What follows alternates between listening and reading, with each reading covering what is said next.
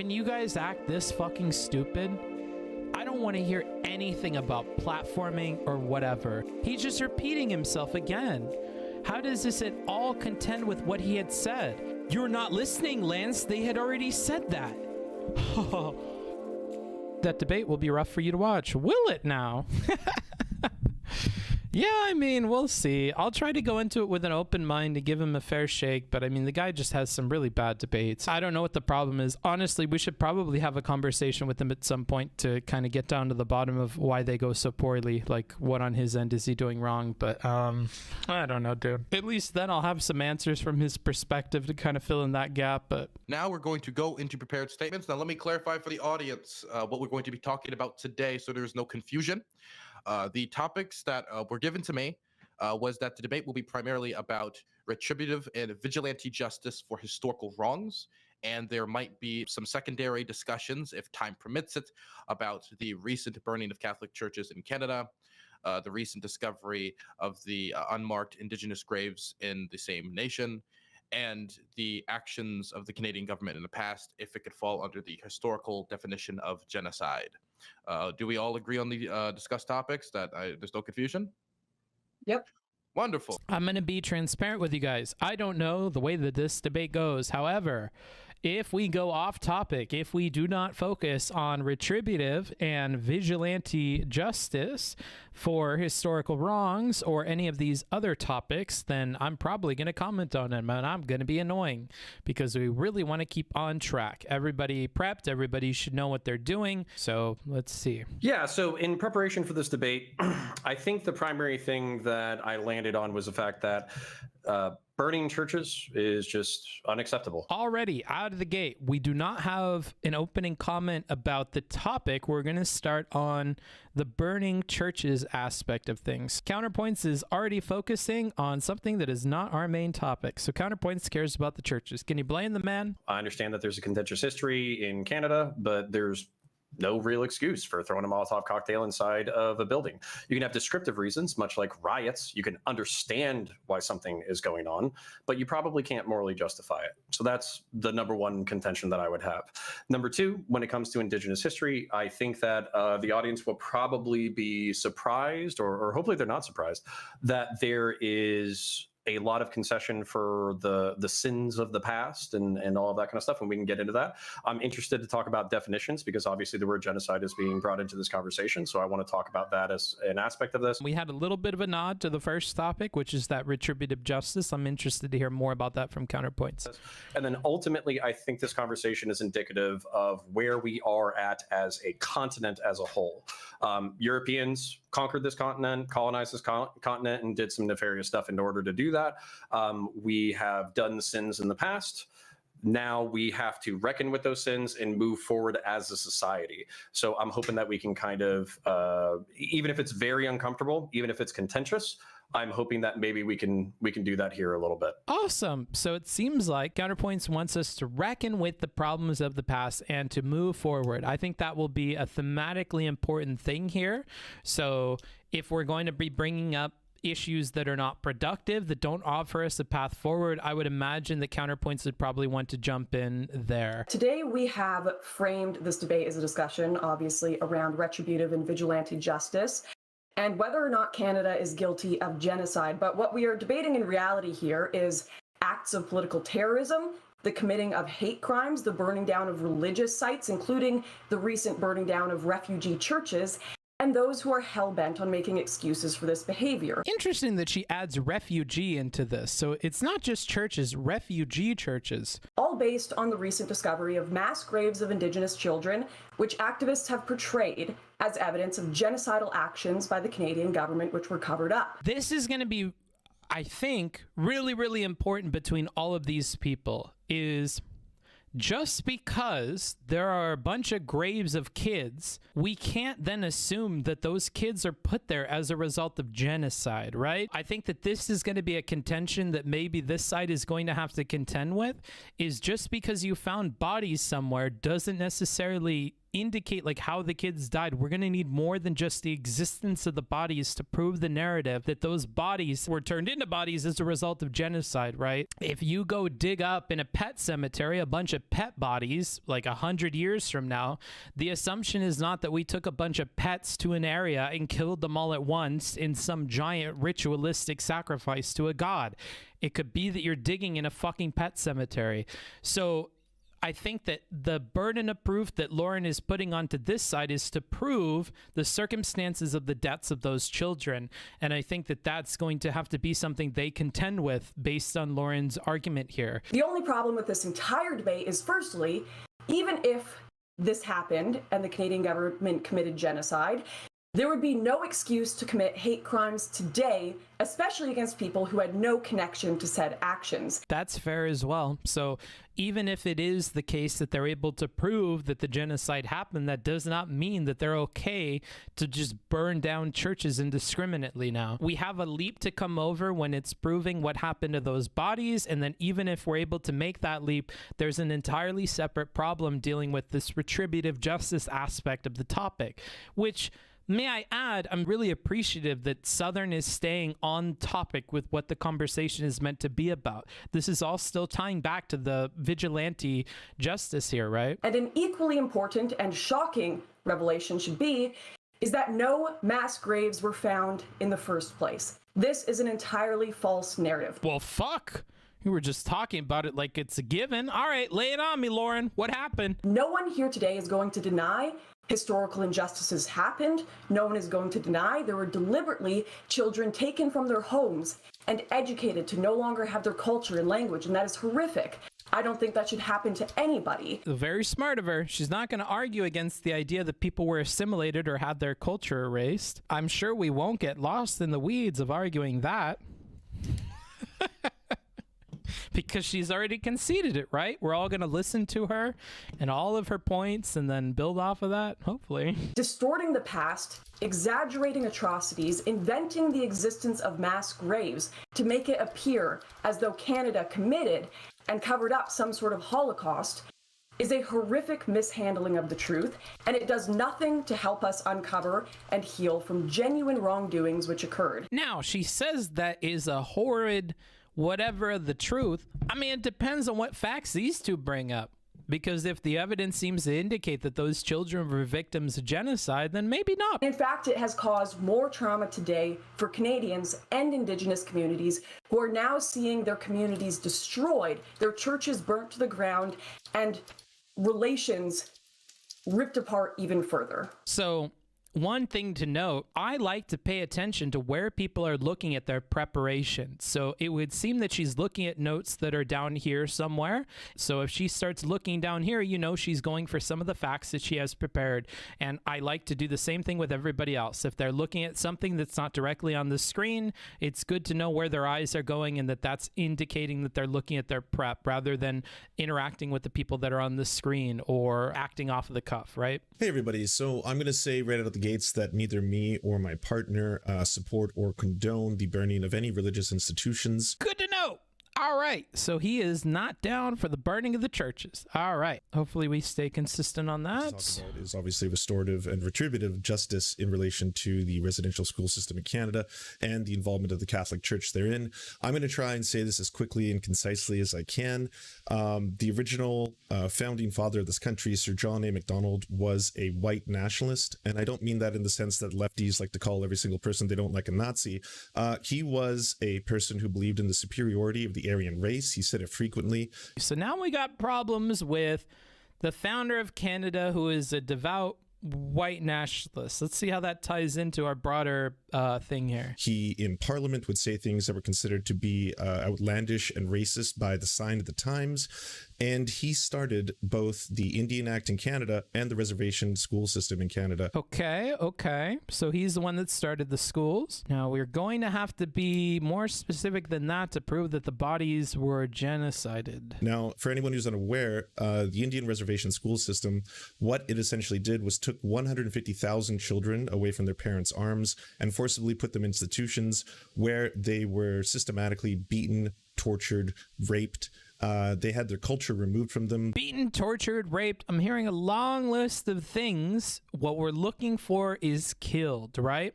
Killed and buried, and then their bodies were discovered later. We want to be very careful with everything that Lance has laid out so far, because none of it necessarily means that the bodies that were discovered are these remains that are kind of put into dispute by Lauren's opening statement to begin with anyways.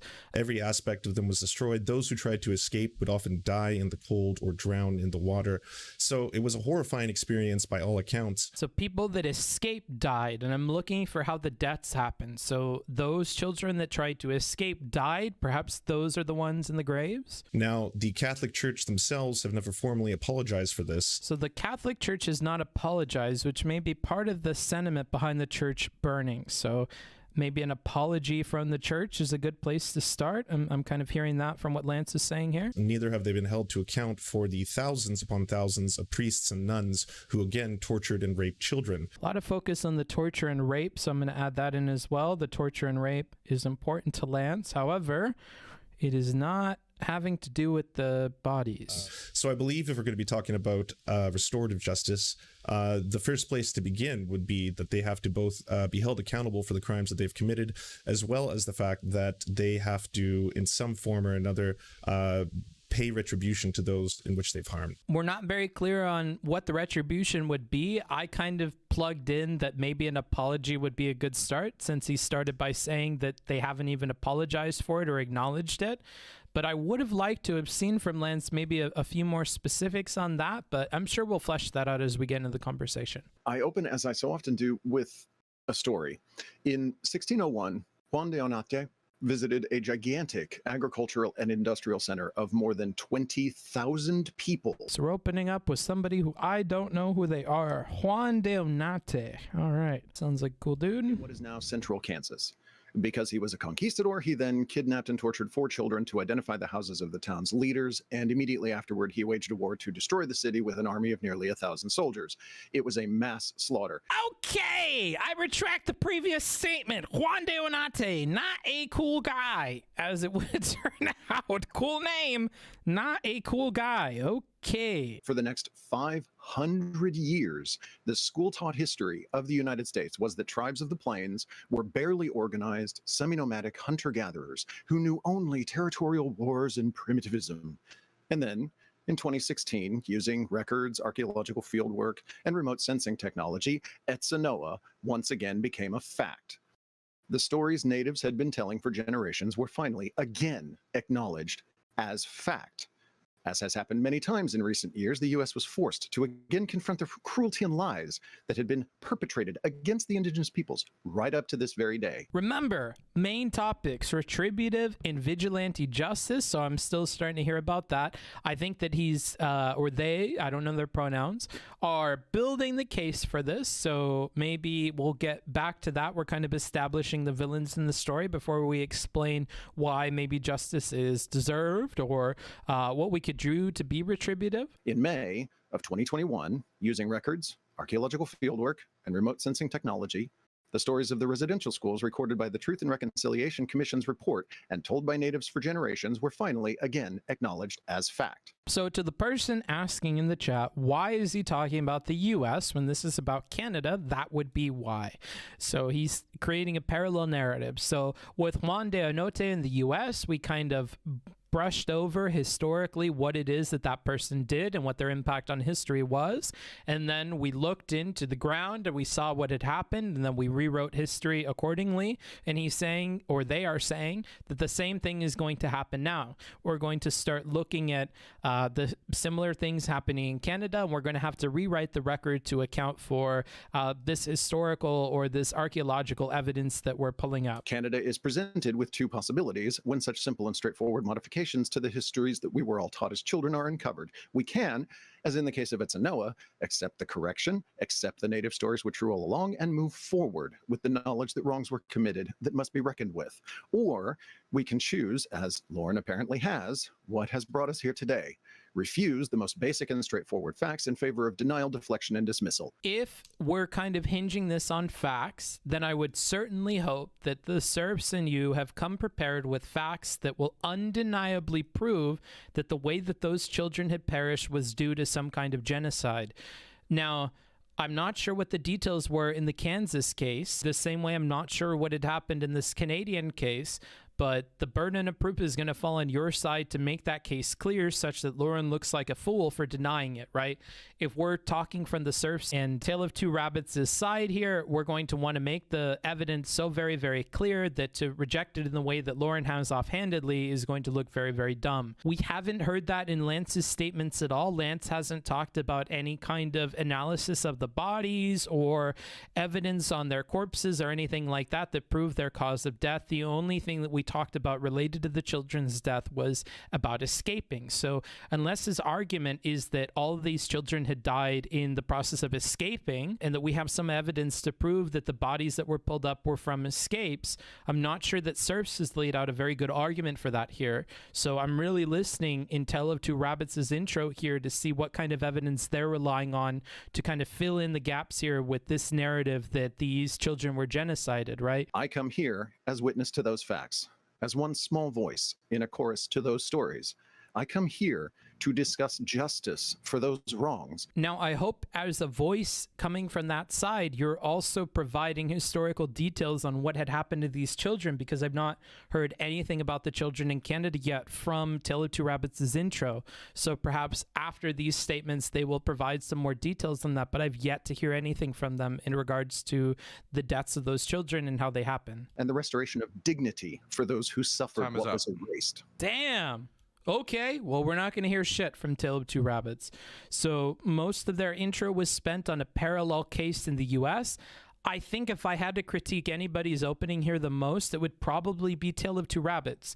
You spent almost half of your opening on a parallel case in the US. You didn't really discuss hard evidence in the Canadian case. You didn't really discuss how the children had died. You spent time talking about how we need to listen to Indigenous voices and their recollection of the history here, but you neglected to give us that kind of history to kind of draw upon. I think if you would have spent more of your opening, rather than focusing on Kansas, you had focused on what had happened in this specific case, we could do that. And I think I'm in a unique position of ignorance, given that I don't really know anything about this Canadian issue, that like I'm the one person in the audience that really needs to hear from you guys. My opinion is going to be fleshed out based on the facts that the people in this debate present.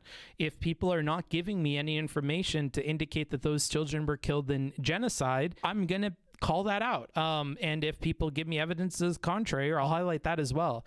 So we're really going to be looking for that from these two, because we did not get that in their intros. Why are we in danger, chat?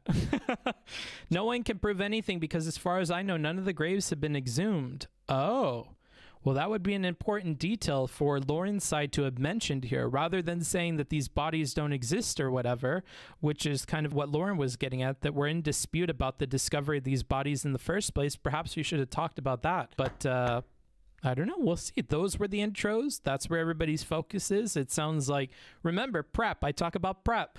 We had a lot of prep from Tale of Two Rabbits on a case in the US, and I'm just not sure how well that's going to connect here, but we'll see. Considering that I've just been accused of denying basic facts, I would really like Tale of Twin Rabbit to describe which basic facts I've denied. In your opening statement, you said that these deaths didn't occur and that these bodies weren't found. That's not what I said, is it? I said there were no mass graves found. Okay. Very first contention. So she really wants to clarify, and even I didn't have this clarified, there were no mass graves found. Okay. I would be curious to know what your evidence is for that claim.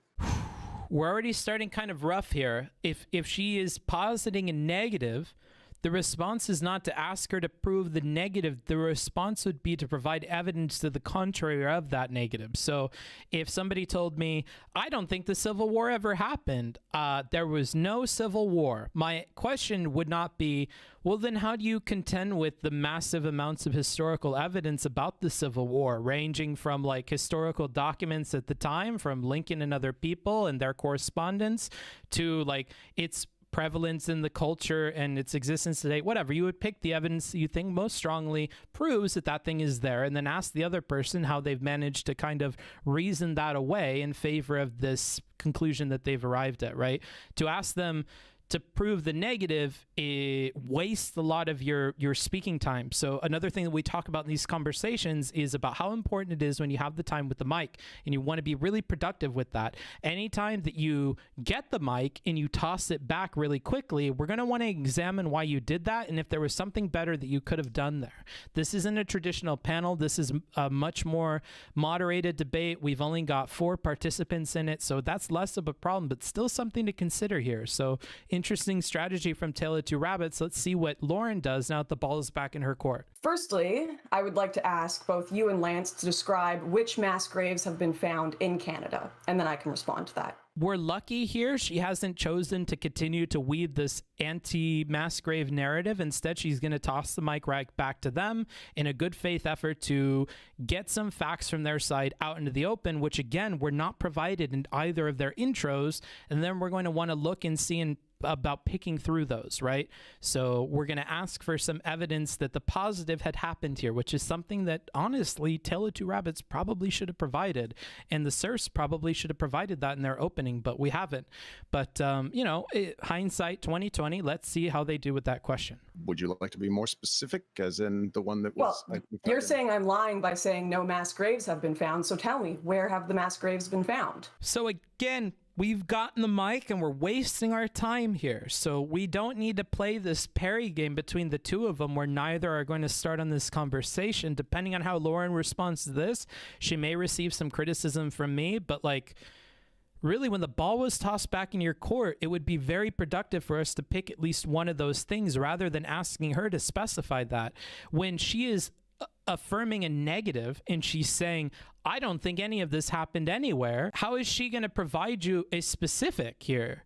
If she said, and I quote, no mass graves were found, to ask her to pick a specific grave that she thinks doesn't exist would be very silly.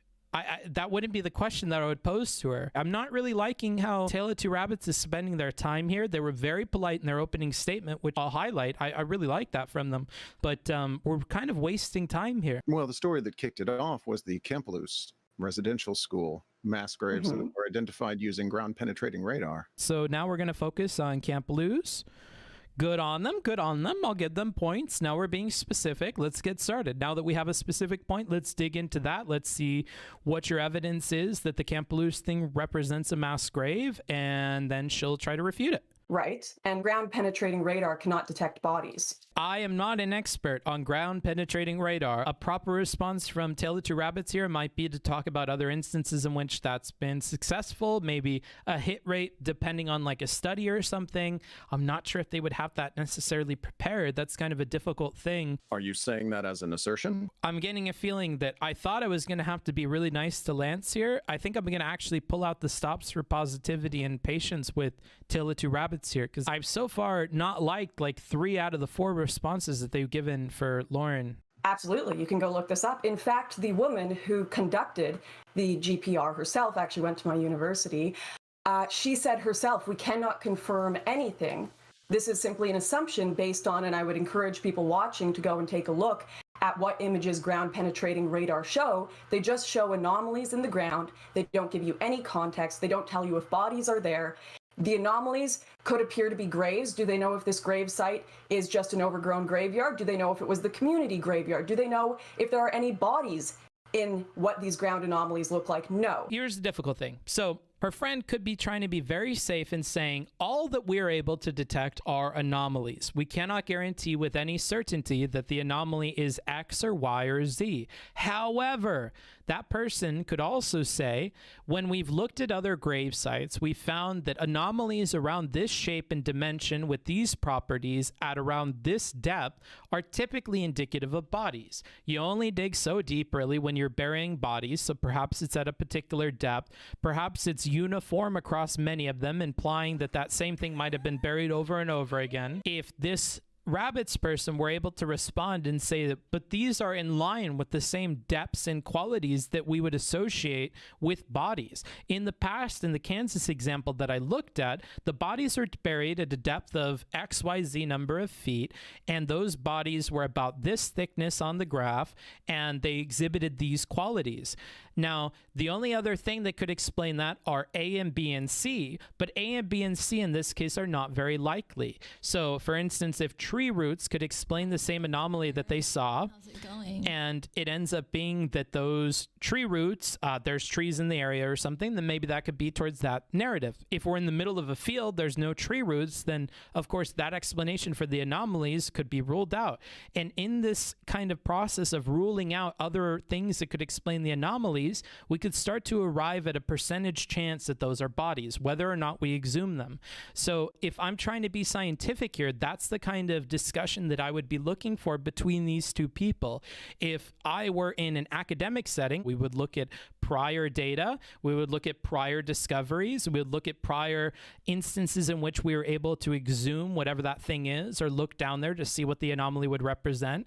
And if 9 times out of 10, the qualities that we see here are the qualities we would see in a grave, and in addition to that, we don't have other anomalies that could explain what we're seeing in the ground, then it would behoove you to just go with that narrative, whether we exhume those bodies or not. If that kind of percentage chance of certainty gets closer and closer and closer to 100, then I think that we can kind of shut down her narrative about, well, it could be anything, right?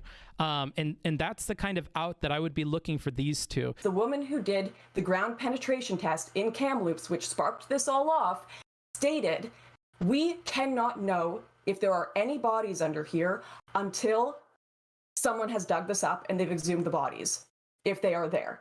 And not only that, but the tribe leader there in Canada of the Kamloops band that brought out the initial statement about this said, even if there are bodies under the ground here, it's not a mass grave. In their opening statement, Tale of Two Rabbits said that we need to take Indigenous voices seriously, and that oftentimes when we are correcting history written by the victors, written by these settlers, written by these people who want to kind of skim over their wrongs, we need to specifically listen to the Indigenous voices to even out our understanding of that historical event.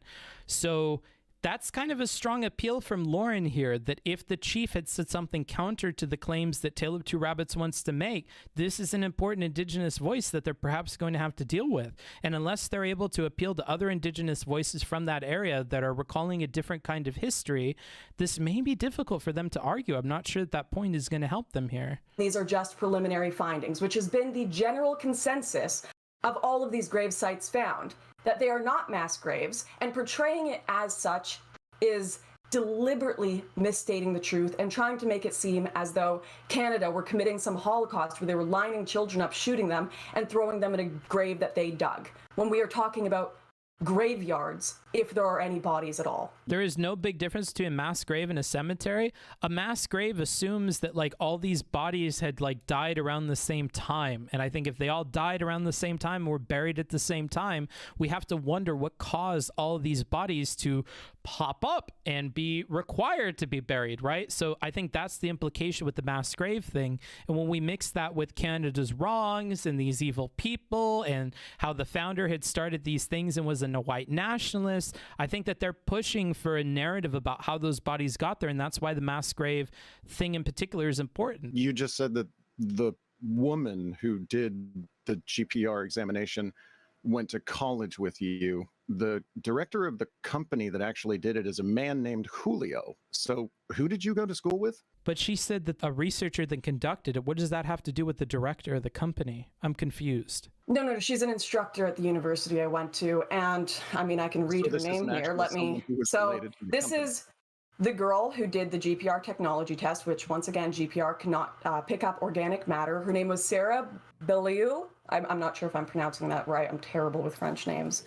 So she you were conducted friends the with her search before you found out herself, and she stated nothing she has found can be confirmed unless excavations are done at the scene. These excavations have not happened. I didn't hear what Taylor Roberts was saying earlier. Could you repeat what you were trying to say? Well, at this point, I'm a little bit lost. She's friends with someone whose name she doesn't know how to pronounce, who isn't the director of the company who was hired to do the scanning. So at this point, I don't understand exactly what it is we're discussing. Well, what do you, I mean, if you don't do these very often, it can be easy to get confused. I'll go ahead and go back through this. So she said that there were no mass graves found, at which point the mic was thrown over to you to name one of these mass graves. Instead, you asked her to name a mass grave, and then she said you should name one that's specific, and then we got to the Campbelloos, which you brought up, and then she said that the researcher that had conducted this, that she is friends with, my focus wouldn't be on whether or not she's friends with the person. My focus would be on the statements that that person is making and their relationship to the endeavor. And then you said that Julio is the director, and I don't think you're friends with this lady whose name you can't pronounce. And now you're saying you're lost. So that's what happened. You helped us get here at least 50%. Let's see how Dylan can clarify this here. She never said friends. Really? You want to go back? The woman who conducted the GPR herself actually went to my university. Fair enough. I'll wipe it from the record. That's my bad. I thought we were here to discuss burning of churches and restorative justice. Restorative justice isn't anywhere on the list. We're supposed to talk about retributive and vigilante justice, which maybe you got the R words mixed up. That's okay. We're getting all mixed up on your part. You're lost in more than one way here, but I hope you untangle that knot and find your way through it, because this is going to be a very rough conversation if this is how we're going out of the gate. If you'd like to challenge GPR and whether or not it's efficacious in the use of archaeological remains, I would point you to Etzanoa. Are you also challenging the identification of literally every site in the Americas? So she was very specific. In her remarks, she mentioned how without going down there and seeing what the anomalies are, we can't do that. If in the American instances they had gone down there and looked, then we would know. You're not being very charitable to Southern here, and I think it's to the detriment of your own argument. You haven't necessarily asserted yourself and asserted facts in such a way where you can have this tone and this approach to the criticisms that she's making. I think maybe if you had more evidence and you had linked more the factual findings of these U.S. things with what we had seen in Canada, you would be in a position where you could do this, but I don't think you've earned that quite yet.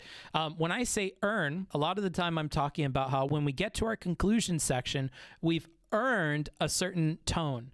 We have explained all of our factual findings, and we've made the argument that those support a thesis statement that we opened up with.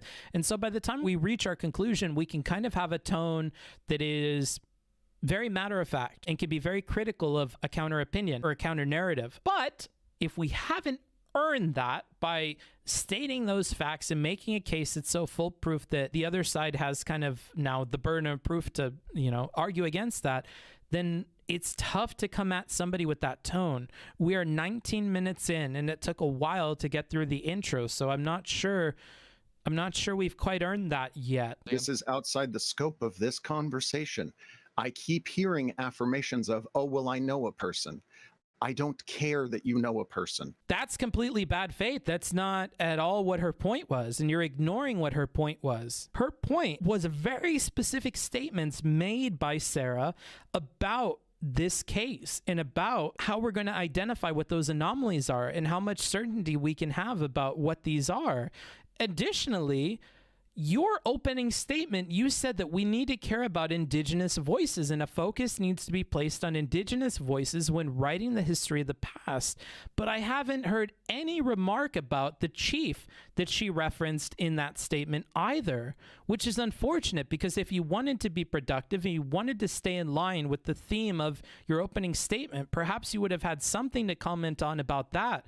But instead, you've taken her entire statement and distilled it down to this really bad faith interpretation, which is that she knows somebody involved with the project. And you brought into question whether or not their involvement is valuable at all, given they're not a director, without really explaining that at all to people in the audience that may not even understand what a director's role is in conducting this kind of research. So a lot of questions left unanswered and a really bad faith interpretation of the points that Lauren brought forward. I am talking about the company that did the work. You weren't talking about the company that did the work. Let's be real. You talked about the director named Julio. And when you're talking about them, you didn't mention even what exactly it was that that person had said. I'm talking about the woman who every Canadian article has stated did the search in Kamloops. And anyone can look this up. Go look up who did the GPR test in Kamloops. I'm reading the Globe and Mail right now.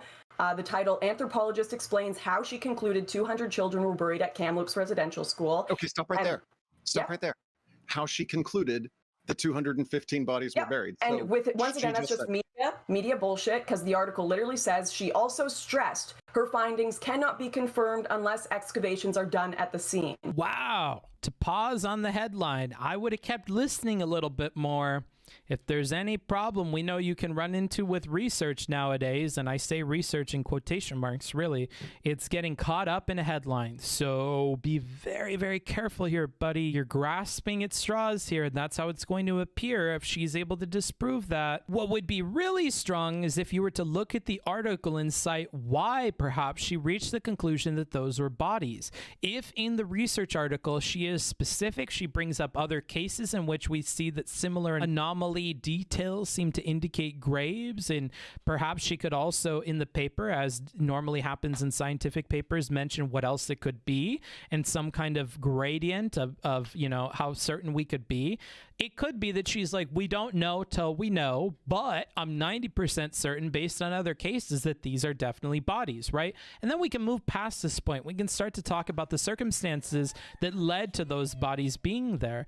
But right now we're still in dispute about whether they're bodies or not, which is crazy because we have to get over that hurdle to even begin to talk about how those bodies got there, what the circumstances of their death was. If we had done some research on the study itself, we should be able to cite more specific things here rather than relying on a headline of an article that your opposition had mentioned to you and thinking that you somehow got the gotcha served on a platter by someone who clearly did some research. If she would like to challenge the findings of basic archaeology, then she's welcome to do so, but that's not why we're here, as I was led to believe. Are we hitting bad faith number 2? That's 2 red flags for you, dude. If the facts are on your side and you're this confident, you need to make that argument here. You made this accusation against me. I responded, and I'm citing the individual who made these findings. Oh God, can I bridge these 2 fucking perspectives, please? Because otherwise we're gonna spend the whole time on fucking minutia. The main objection that I think Lauren is poking to, that I would poke to as well, is basically the use of mass graves. When we use words like mass graves, basically what I conceptualize is people handed shovels, marched out into the woods, executed, and then thrown in shallow graves, and then dirt loosely thrown over them. Okay, that's the primary contention here, is whether or not that's what's occurred. And based off of historical fact, which I'm sure Tale of Two Rabbits and the Serfs can assert one way or the other, whether or not they agree with this, that's not what happened. They didn't march out 200 kids into the woods, execute them one at a time, throw them in a ditch, and throw dirt over them. We have a lot of specifics there, and I'm sure he's not thinking in those terms, but I mean, each of those specifics gives these people kind of something to hold on to and to argue against. But I mean, any kind of specific that we choose to harp on there is probably going to be better than this bad faith engagement with Lauren Southern. It's rare that I'm so eager to hear what Lance has to say in a conversation, but here we are. So, Lauren, you're already starting out with conspiracy theories. Whether or not you agree with the way the technology is being used, that's really not up for debate right now. A conspiracy theory. All right. I don't see the dots for that, but let's go ahead and hear it, Lance. At the end of the day, the people who have been accused right now of accomplishing these crimes, they in no short form have already, you've received a condolence from the Pope as an acknowledgement that something has happened here. He had mentioned there was no formal apology from the church, but the Pope gave his condolences. Don't mix up that condolences and apology, or it hurts your statement that you made at the very beginning. You could solve all this by talking about what had convinced the Pope to believe that something had happened there. Is it historical documents that the Pope has access to? Is it the recent ground study that Lauren is kind of bringing into question here? What was it that led the Pope to give condolences? And perhaps that's where to start with making a solid argument, because again, neither of you are being very specific in your claims here. You've opened up here just appealing to the condolences of the Pope rather than the evidence, which is what these two have been arguing against. I don't know if that's like super duper helpful here, but we'll keep going. There has been multiple instances, such as the Mohawk tribe, that have actually had to exhume bodies after ground penetration had been used. This is not something in which the ground penetrating radars have discovered these bodies and then suddenly we don't have any idea about whether or not this is occurring. Also, the testimonies that have been given in the Truth and Reconciliation Commission, which are numerous, we're talking thousands and thousands of people, have attested to the treatment of the children in these residential schools. Let's be very specific. As a part of the treatment of the children, were they killed and then buried in a mass grave? We're looking for a very specific thing here. So if you can reference something other than rape and torture, if we can just get to killing and burying them, you have it set. You guys have your argument made out for you. If there were thousands of bits of testimony, there has to be one or two of them that mention the killing of these children, right? And if you can reference that, if you can get us quotes from that, that would be super duper powerful, Lance. Did they line them up against the walls and shoot every single one of them in the face? That is not exactly what happened here. What exactly happened here then? You're denying that, but also we're not referencing any interviews to kind of prove that that's not what happened. So hopefully we'll get specific here. Once they became wards of the state, as in once they became the property of the federal government or the provincial government, their treatment then became their responsibility. So whether they died from experimental starvation, which is something that happened, whether they died from high rates of tuberculosis, which is something that happened, whether they died from torture, rape, or abuse, which is something that happened, 1 in 5 children was sexually abused in these schools. That was sexual abuse that was happening while, again, they were children as wards of the state. So it doesn't matter how you want to try and skirt past whether or not these crimes that occurred. She's not skirting past it. She's bringing into question the bodies that were there. We're trying to focus on the bodies. If their side kind of just concedes that they were treated poorly, that could just get rid of this claim. They already conceded that the assimilation and the cultural erasure happened and wasn't good. So they've given that. Maybe they could give on this point, and then we could move past that and then get in the specifics of the body. That would be a good faith approach. I never stated atrocities didn't happen at these schools. It was a very unfortunate thing in the 1800s and early 1900s, particularly in general, that there were horrific things going on at orphanages, boarding schools, residential schools, of course, and there's proof of this. So let's concede that awful things happen there, and if we could get even more specific, that would be amazing. All right. You have asserted, and I don't want to see you walk back on this unless you're going to admit it, that these were mass graves. You have asserted that they are evidence of genocide. You're so focused. I like it. I like it. All right, let's focus on the mass graves. When the very chiefs of these tribes, who you're saying are talking about the lived experience in the area, have stated these are not mass graves. Okay, powerful. Go back to the Chiefs thing. I did think you had a rhetorical point there. That's good. I hope to God he contends with that so we could at least set aside the fucking chieftain thing. Some of these, if the bodies are found, we don't know whose graves they even are. They could be a mix of settler children as well who died of tuberculosis. And there was a pandemic going on at this time that the residential schools were at their peak. Fuck, this gets harder and harder for the other side. I'm interested to see how they deal with that. Because, like, it could very well be that those are native children. She's just like, you know, doing conspiracies and shit. But man, that's tough. They're going to have to contend with that. Without exhuming the bodies, it's tough to know a lot about the circumstances or even who they are, assuming that they're graves. These could be various reasons, but they were not mass graves. And that is what I am calling you out on. That's what I'm calling out all these activists on that have made this claim. And dying of tuberculosis, dying of disease, well, of course, we can talk about the horrific conditions.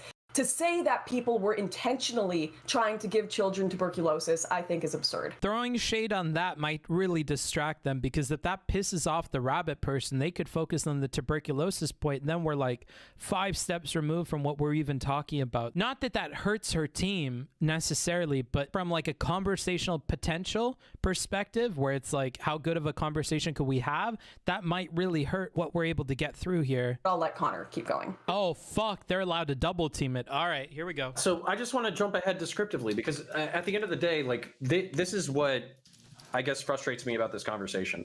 So we can describe wrongs and evils on a spectrum, and we can just acknowledge that they're evil and that they're wrong. I love it. So we're going to jump to awful stuff happened there and get that out of the way. He's doing it too, so that would mean that both of them will have made concessions there. So Serfs' points about the atrocities that were committed there are going to kind of fall flat after this because they have acknowledged that. So harping on that, unless you mean to imply, well, they raped them, they fucking TB'd them.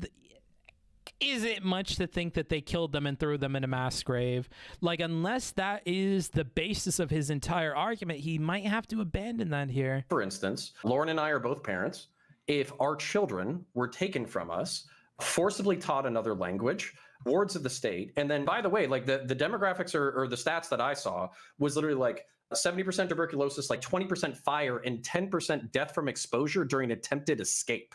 So if my son was kidnapped from my home, forced to learn another language, given a different name, and then tried to escape back to me and died in the woods, I can't think of a more horrific thing to experience, except for my family being dragged out all at once and being executed.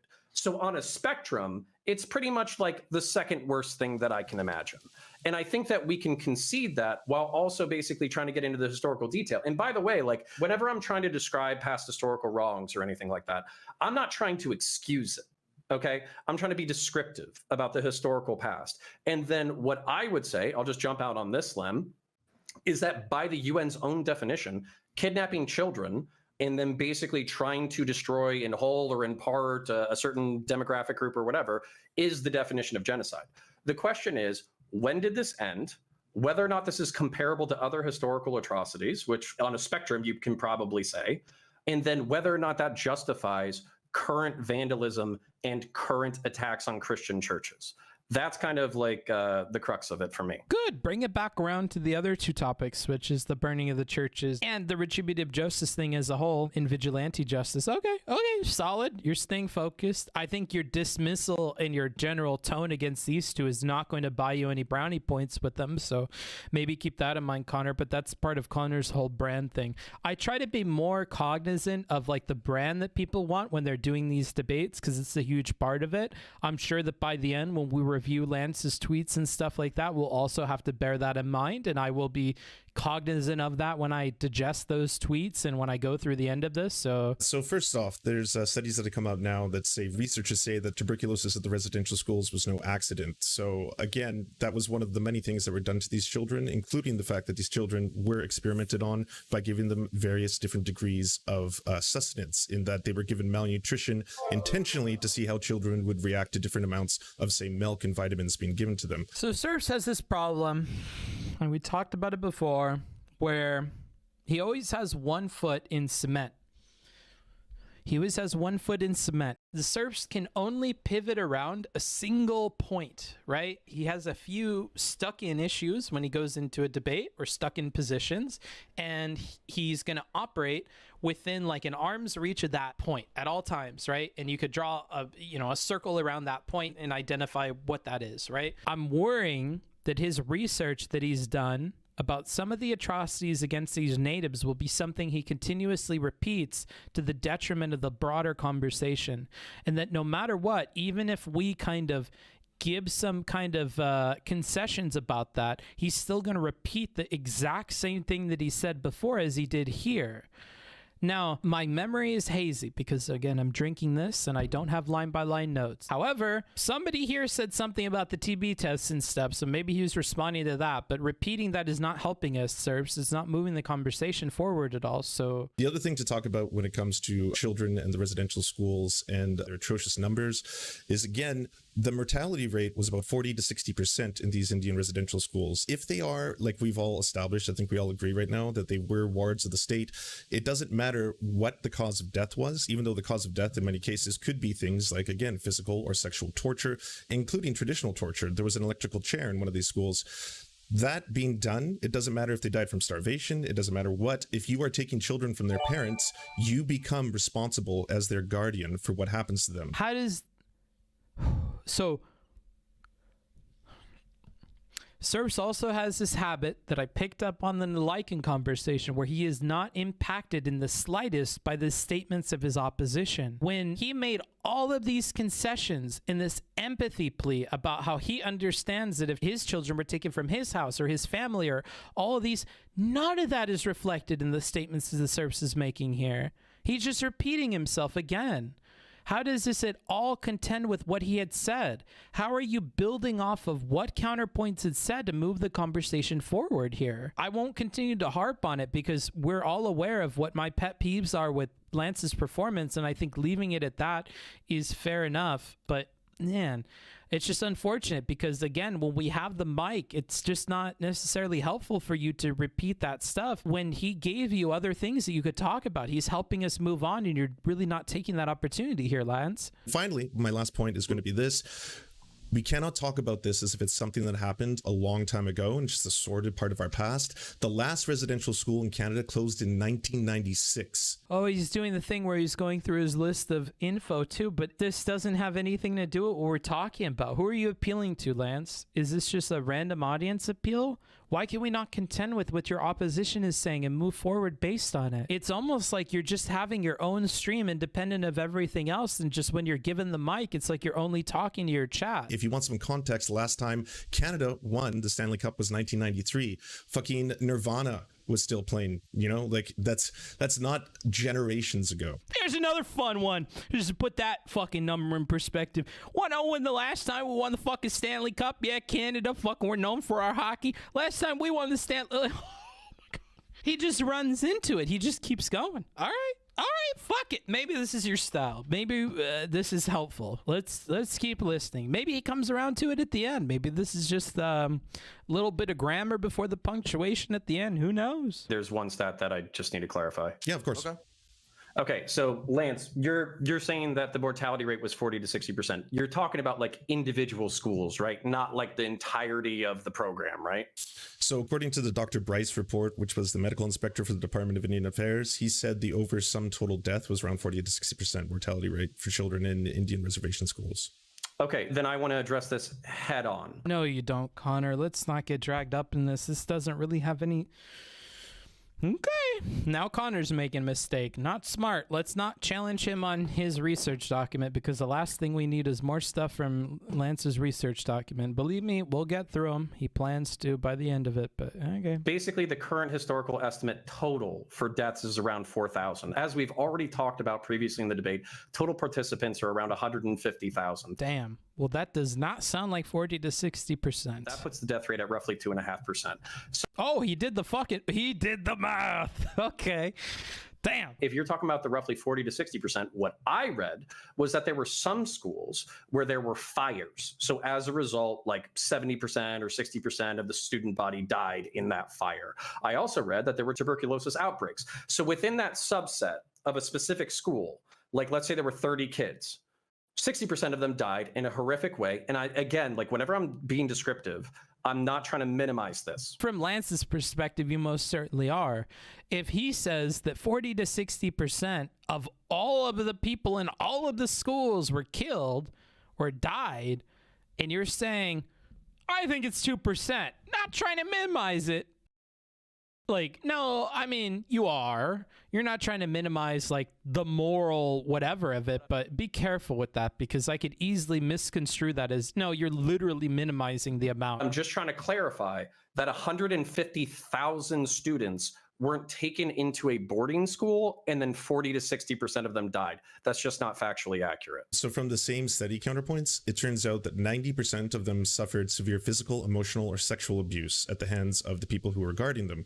As a result of that, many of them also committed suicide. So it isn't simply a matter of them dying in fires, a matter of them dying by tuberculosis, a matter of them dying by starvation, which of course were all accountable reasons. If 90% of the children are suffering one of those conditions, I think you'd all agree that the sum total of this was an atrocity being committed. You're not listening, Lance. They had already said that.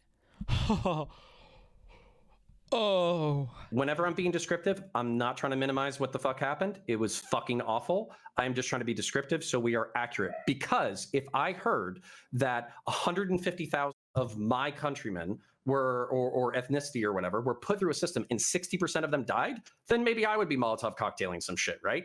That's why we need to be very specific about what happened historically, and that's part of the reason why I wanted to have this discussion. Oh, interesting. So perhaps if these things had happened, he would be okay, or at least sympathetic to people burning churches. He's almost tempting them with like a carrot, like, hey, if you can just fucking prove the claims that you're making and they're not complete bullshit, maybe I'm a bit sympathetic to people burning down churches. But the problem is, I'm not sure those factual claims are accurate. That's the TLDR. If you don't like Connor, that's what he's saying in the most good faith way possible. All right, let's continue. So this is something that really rubs me the wrong way whenever people talk about residential school programs and compare the residential schools that were opened in the 1800s to the ones that existed in the 90s and were closed down then. If we talk about, for example... Oh, fuck, we're just going off the rails. Now she's going to attack that fucking 1990s comment. All right. Lance talked about an electric chair existing and then said the last residential school that existed was shut down in 97. That school was called Cavalic Hall, and 96. It was closed in... 96. It was closed in the Northwest Territories. It was not set up as a residential school. In fact, it was a whole legal battle with the Canadian government to even get it registered as a residential school, because what it actually was it was a hostel/boarding room that was set up for kids who did not have families that were near high schools because they were too rural. So the Northwest Territories government said, okay, we need to create boarding in the town, and then if kids are way far out in the middle of nowhere, we can give them the option to go to high school so they have somewhere to stay. An Indigenous kid came out, stayed in this boarding area, and then later took the government to court to get reparations for residential schools, claiming that it was a residential school because he was removed from his family home by the government for the purpose of education, and that he started forgetting some of his language while he was going to an English-speaking school, and thus that was part of the destruction of his history. And to compare this to schools where there was abuse going on, where there was tuberculosis outbreaks, and where people were being forcibly removed from their homes, and comparing that to schools where it's like, hey, you know, kids that are in rural areas can't have a high school education. Let's create a hospital for them. One moment. Like, Wait. That's absurd. Yeah, I guess my first response would be that if your assertion is that nothing bad happened at that school and then therefore it doesn't matter, my statement as to which the last residential school closed in 1996, I think you're just resorting to pedantry. That doesn't change the fact that it was still considered a residential school.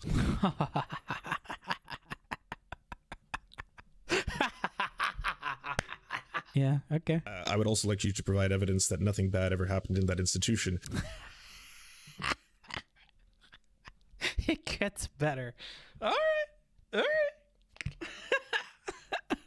Regardless of that fact, it doesn't change the overarching problem that these residential schools are not a sorted part of our past. We're going to eventually have to evolve into the child and foster care system, because that was an evolution of the residential schools, and also talk about the fact that within the criminal justice system of Canada, almost 40% of all the Indigenous inmates are survivors of the residential school system. You know how many of those people went to prison from those schools, bro? It's fucked up. Okay. Well, fuck. We're just going into the weeds. All right. More of that. Okay. That's a good point, Lance. That's another factoid. I did not know that. So the trauma that occurred in the residential schools did not simply end once the schools themselves closed. They would then continue as the individuals would work into society. And I guess that's where I would leave that one. If I know Tail hasn't talked very much, if he wants to inject something here. I mean, you had me at fucking, remember the last time we were in hockey winning or something? Yeah, you had me there, bro. That's just fucking icing on the cake. We said encore and you came out with more factoids, bro. I love it. If it played into an argument, it would be even better. But yeah, those factoids, they're really fun. Oh, okay. I mean, any Got a response to that. Yeah. Anybody's free to grab it if. Okay, because go ahead. Stating, prove to me that nothing bad ever happened in that school is one of the dumbest statements I have ever heard. Another fucking Joker moment from Lauren here. Okay, I mean, if Lance is gonna throw that shit at you, maybe I'm beginning to develop the Destiny mindset. I'm very big on reciprocated behavior, and that's just, I live my life by that rule. When somebody says something like, holy shit, like this person like doxed me and swatted me and it was like so up, like my first question is usually like, oh shit, why? What did you do something to them first? Because that's usually what I'm curious about. Because when people complain about somebody's behavior, and I'm like, damn, why'd they do it? What happened? And it's like, well, I called him a fat fuck, and I said that his mom and dad, you know, I'm glad that they were dead. But then it's like, okay, yeah, you know what? It kind of sounds like turnabout is fair play. Then I don't really care so much. That's generally how I approach those things. So like, yeah. If he's gonna treat you that way, maybe you should treat him that way back. Okay, I have no problem with it. Whatever. We're so far in the fucking left field with this that I guess, yeah, let's just keep going.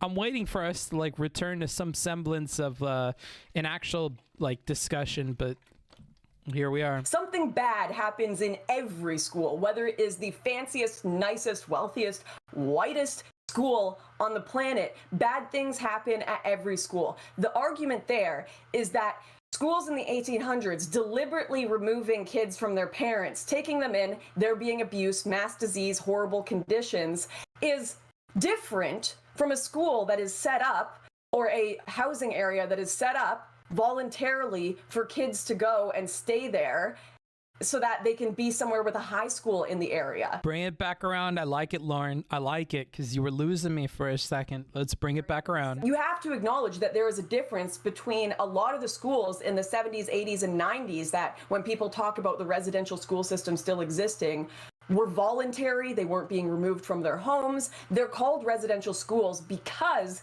they were still technically under colonial education, so they were not being taught their languages. They were not being taught their culture. Oh, thank God you explained to me what the fuck a residential school is, because you guys were talking about how there's arguments over how it was defined. I don't even know what the fuck a residential school is. I'm American, bro. I'm ignorant. I don't fucking know anything. At least I'm getting a clear picture of what the fuck that even means. That's a factoid that helps me, not remember when the last time the Canadians played hockey and won? Oh, okay. That's all bringing it into perspective. No, I mean, at least she's teaching me something. Holy fuck. We can talk about how that could be a problem, but to compare that to the residential schools where children were being ripped away from their families is just not even on the same level, and I find that extremely disingenuous. Sure. So if that's the dumbest thing you've ever heard in your life, you've lived a more privileged life than I thought possible. And I'm just going to say this, the burden of proof would then be upon you. If you're going to assert that this school doesn't really constitute a residential school because at the end of the day, nothing bad happened here related to the same systems in place from the other residential schools in Canada, then again, please demonstrate that with some kind of factual evidence. Ah, yes, the burden of proof falls on the person making a negative statement. Yes. Haha, brilliant. Yet another intoxicating statement from the Serfs. If you're going to say something didn't happen, the burden of proof is on you. That's how it works. When people say that something didn't happen, generally, Lauren, in case you didn't know, because I'm a fucking debate god, you usually have to prove that. That's how that works, okay, honey? So the Canadian government argued that it wasn't a residential school, but, and I'm telling you, sure, it is registered as a residential school, but the reason is this individual who wanted to get compensation was able to make the argument, I was removed from my family to go to an education system which did not uphold my language. And the removal from the family was voluntary. His claim that it was his only option, and he claims that he was told he should go there, even though he only has a signed affidavit and no proof of that. People can go read the case themselves. So like, I'm just saying, if you want to say that's what residential schools were and say that's the same as all the past ones, then I'm actually not feeling that bad for the past ones. But of course they're not the same. Of course. Like. Okay. Definitely don't say that shit. Because this motherfucker has a hard time listening. That's the one note I have in Lance, is that he needs to learn how the fuck to listen. And if he starts listening real hard for the 2 seconds of fuckery that you put out, that's one of the 2 seconds I would focus on. Good God, don't do that, Lauren. That's bad. Yeah, and what I'm saying is that you're being caught in the pedantry of trying to assert that this one residential school doesn't count. But you were caught in the pedantry of saying fucking 60% of everybody died 2 seconds ago, bro. If we're talking about games of pedantry, like, I don't know. I guess, yeah, it is pedantic of her, but let's be careful with glass houses, bro, because rocks will shatter. At the end of the day, my statement, and it remains the same, was that the last residential school closed in 1996. That is just a factual yes, but statement. They were not. It would be funny if he mentions the hockey date again. That would fucking make me crack up. That would make me think maybe he's doing this for comedy's sake and not necessarily a debate. Okay, well, can we? Okay, and now you would like to establish on top of that. In the 1800s. Yes, and if you want to, the same. And can you establish then that nothing bad happened in that school? And if you can, fine. But at the end of the day, again, this is pedantry. I again ask, can you prove a negative? That's a mistake that this motherfucker made 2 minutes into this conversation. I said there were no mass graves found. I would be curious to know what your evidence is for that claim. Now you are continuing, you're following his footsteps. Dylan be like, Rabbit dude, please say something. He's probably DMing that motherfucker right now. Hey, you're an important part of this conversation as an indigenous person. You're kind of dropping the ball here. Drink more, it gets worse. Oh, no. So for another example of this and why it matters is some of the places called residential schools that retained the name residential schools well into the 80s and 90s were even run by native bands themselves. If you don't like the conservative lady, it's not very intelligent of you to let her go down a dialogue tree. I know that the leftists think that they have better dialogue trees, but I would say that Lance is one of the few exceptions to that rule, if that's even something you want to follow. His dialogue trees kind of suck. They're kind of just disparate facts that don't connect to his arguments, really. Whereas Lauren has a very solid narrative that she's drawing, and she's practiced in the conservative dojos of online debate, and she's real good at fucking spinning shit. So giving her more time to fucking spin her shit is not to your benefit, brother, but yep, let's hear her. They were handed over. So if you're going to talk about how these residential schools were committing atrocities well into the 80s and 90s, then we're going to have to start punishing and asking for apologies from native bands themselves, like the Cowasses band, who held onto their residential school and ran it for 16 years. So yes, it does matter what happened and what these schools turned into later on.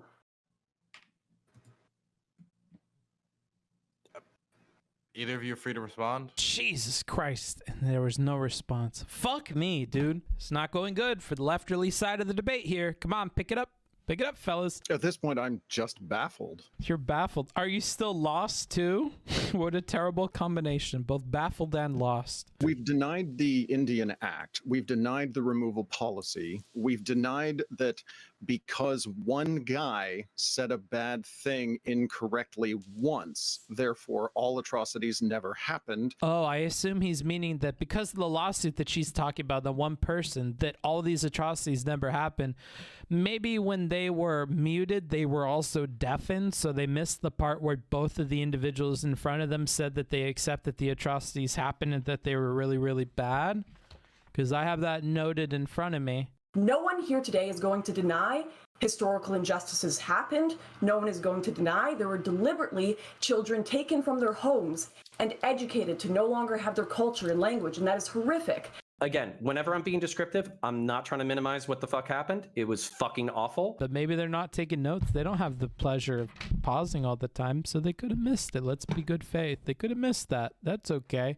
It's okay to be wrong. We've denied. No one is saying no atrocities happened. That's what we said. Stop it. Wait. That's what we said. Let's let him finish. Well, you know, who am I to say what's warranted and unwarranted? I do understand where she's coming from, but at this point, I might start yelling to myself. I can be sympathetic to that, but not a good rhetorical look. We've denied mass graves exist, even though the definition of mass is big. So at this point, I'm just lost. What definitions are we even working with? So when Connor had mentioned that we need to talk about the definition of mass graves, maybe you should have chimed in with your definition, because it sounds like if it's broad enough to just be big.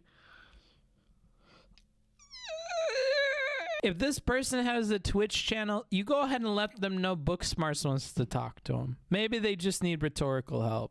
Maybe that's all it is. If we're going to throw out the Indian Act as even a discussable topic, then feel free. I have no trouble with that, because as I was led to believe, the initial conversation was on restorative justice. Who did that? This mother... This motherfucker's not going to listen. They're going to pretend like something else happened. This guy's just reading a bullet list of points. This guy's mad at everybody, and she's just having a grand old time. The moderator's not fucking paying attention or jumping in and helping with this conversation. So we're just going to have this keep happening. Dylan, if you're going to talk in the beginning about how your interruptions are to help the conversation move forward and shit, you need to interrupt when people are misconstruing what the other side is saying. You need to. That would make you 10 times better of a moderator. Interrupt and go, that's not what she said. She said this. What would your response to that be? If he's not able to contend with that, the conversation cannot move forward because this motherfucker is stuck on stuff that never happened. You're paying a lot of attention. You know that that's not what she said. You should be jumping in and stopping this, because the more time that we waste on a lie, the more time we are going to waste on the conversation. And you appear to me to be someone who wants us to not waste time on bullshit. I get that you want drama. I get that you want argument. But how about we don't have argument over misconstruing what the other person said or over lies? We don't need to. There can be plenty of drama on the facts of the case and arguing about what the other person had mentioned. But when you're allowing the conversation to dip into things that never fucking came up, never fucking happened, it's hurting the conversation. And it's not even like good content. It's just like, what the fuck is this guy talking about? My advice to you, please, for the love of God, jump in on something like this. You're going to pride yourself on a moderator who jumps in to help the conversation. Help the conversation then. I don't need you to just step in when they're talking over each other. That's no different than fucking modern day debate. How about you step in when we need to help the conversation move along like this, dude? Like, you have room to do better, and you have the mental capacity to realize what's going on here. You really should jump in here. You really should say something. And it doesn't need to be an interruption. It can easily be when there's a lull in the conversation, you reassert what's going on here and you refocus the conversation. And that's not to say this is all your fault, but this is to say that if there was a saving grace, it could have been you, and it's not you. I'm just saying, like, if you want something to help you, that's something that could help you. Yeah, Dylan did a good job of this when the Serfs debated Dylan, but that was missing here. Yes, even like 20 or 30% of what he had done with Lycan would have helped here, but like, he's not doing that. And I've seen him do it before. He could definitely do that, but he's not. So, you know, like, damn, Dylan, you could be a help here and you're not being that. So just keep that in mind for next time, dude. If you're already okay with biting the bullet on being a moderator that interrupts and stuff, really use that to your advantage in a way that you're failing to here, you know? If we're going to backtrack on that topic, okay, we're not backtracking on shit. If you want to talk about that topic, then start talking about that topic. But like, seriously, all right, so I literally took 10 seconds to Google the word mass grave. It says a pit dug in the ground to receive a large amount of corpses. If a lot of bodies are buried individually because they're dead, then is a cemetery a mass grave? Do you have evidence that they were all individually dug? According to Lauren, they calculated that there were individual bodies with the GPR. Lauren, I got it. I'm not trying. Okay, let me not be a dick. Okay, I'm not going to be a dick. I'm just going to try to break it down. So, are you both incapable of letting me finish a sentence? I am perfectly to Lauren, only a few moments ago, we're talking about pits, right? According to Lauren, GPR is incapable of identifying bodies. So how would it know whether or not they were all buried at the same time? I'm going to ignore all of the things that I could say on rhetoric there, because our problem at this point is logic, and no amount of rhetoric can fix logic. Just ask Vosh. As far as I can tell, from what I've seen from the historical record of the Canadian residential school system, what happened was, let's just call it cultural genocide. They took kids forcibly from people's homes, brought them to a boarding school, forced them to all live together with very limited supervision because of poor conditions, malnutrition, and basically lack of supervision. Kids were abused. Kids had improper medical care. They had improper nutrition, and a significant chunk of them died from disease from the conditions that they were forced into. Okay, we're conceding that point. Wow, that's a lot of concessions for a guy that doesn't listen. Well, let's hope Serfs caught that one. Now, also, on top of that, a lot of them died in fires because these buildings were built like shit. Okay, so a decent chunk of them died from fires. And then even on top of that, a lot of kids tried to escape because the conditions were so poor and they died from exposure. That is the historical record as far as I understand it. Now, if we're going to bring this down to the American level, I can tell you that the United States of America, especially before the 19th century, does have mass graves. Guaranteed. Because what we did instead is we just fucking killed Native Americans, okay? So again, this is a spectrum of awful. I'm not trying to say it's good or bad. I'm just trying to be descriptive. So when we're talking about these graves, we're probably talking about kids who died either from tuberculosis, fire, or exposure, and they were probably buried after they were dead. Mass grave to me, because maybe I'm just a lay person, but mass grave to me implies that we are marching people out into an area, we're fucking killing them, and we're throwing them in a pit. That is my understanding of it. Maybe I'm wrong, but that's my understanding. As opposed to digging a hole for all of the bodies of the kids who died in the fire that all happened at once? Yeah, do you think that the priest set the fire, or do you think it was accidental? Because that's kind of important. Do you think that there's no such thing as a mass grave at these residential schools using the conditions that you yourself just set on the restriction of the definition of that term? Fine, Tail, you fucking win, okay? Maybe 7 kids were all buried at the same time and it's a mass grave. Can we get to the fucking descriptive part of it? I think this is a point against Connor. I mean, yeah, like you're setting up a definition that he's going to be able to poke holes in. You're very specific with they marched the kids to the graves and killed them on the spot. I don't think mass graves has anything to do with how fresh the bodies are or something like that, or location or proximity to the grave relative to like where the people were killed. I think that that's an unnecessary like extra point on the definition that is hurting you here, and he's pointing it out. So to be super fair to the Tale of Two Rabbits, you know, that's something that I think should be said. It's twin rabbits. Tale of Twin Rabbits. Jesus Christ.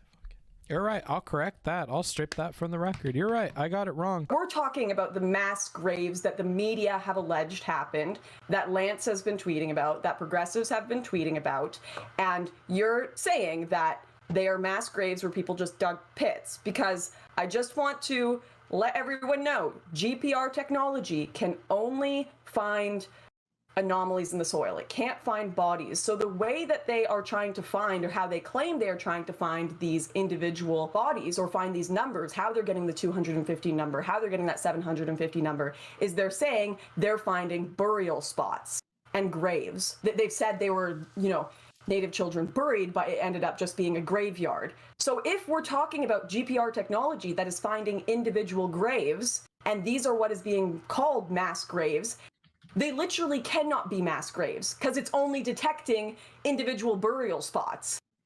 So no, this whole idea that you're saying that, yes, it was pits and bodies were thrown in, no.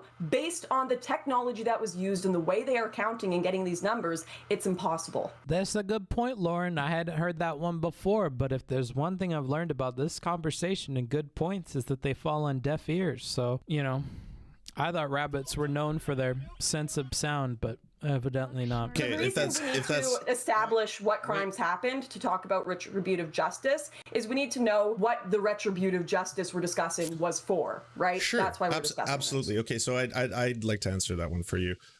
This is a question to both Counterpoints and Lauren. As of now, how many priests and nuns have been convicted for sexual crimes against children as a result of the residential school system? I know we've had a lot of talk about graves and like dead people, but I'm a man who's interested in sexual crimes. Anybody know how many priests or nuns engage in sexual crimes? Because I do. I've got a list of facts. Nobody. Enlighten us. Enlighten us. Doesn't matter what they answer. I figure you've already got something planned, so just go ahead and tell us. I'm interested. I'm on the same page. If priests and nuns committed sexual assault against kids, put them in jail. But like, you know, build a mass, never mind. But you're okay, Lauren. You're just going to rock up rhetorical failures too. You started out so good. I'm sure that's a funny, humorous joke that really tickles the fancy of some people, but I would imagine that his chat doesn't like that. I'm not going to read them, but not helping you with the other side of the debate. This shit happened in the US. This shit happened at boys' schools in Florida. This shit happened in Ireland. It was horrific. And I hope Sure. Every one of those things is investigated. We don't disagree on that. And if it didn't happen, it should happen. What we're disagreeing on is whether churches should be burned down today and whether there were mass graves.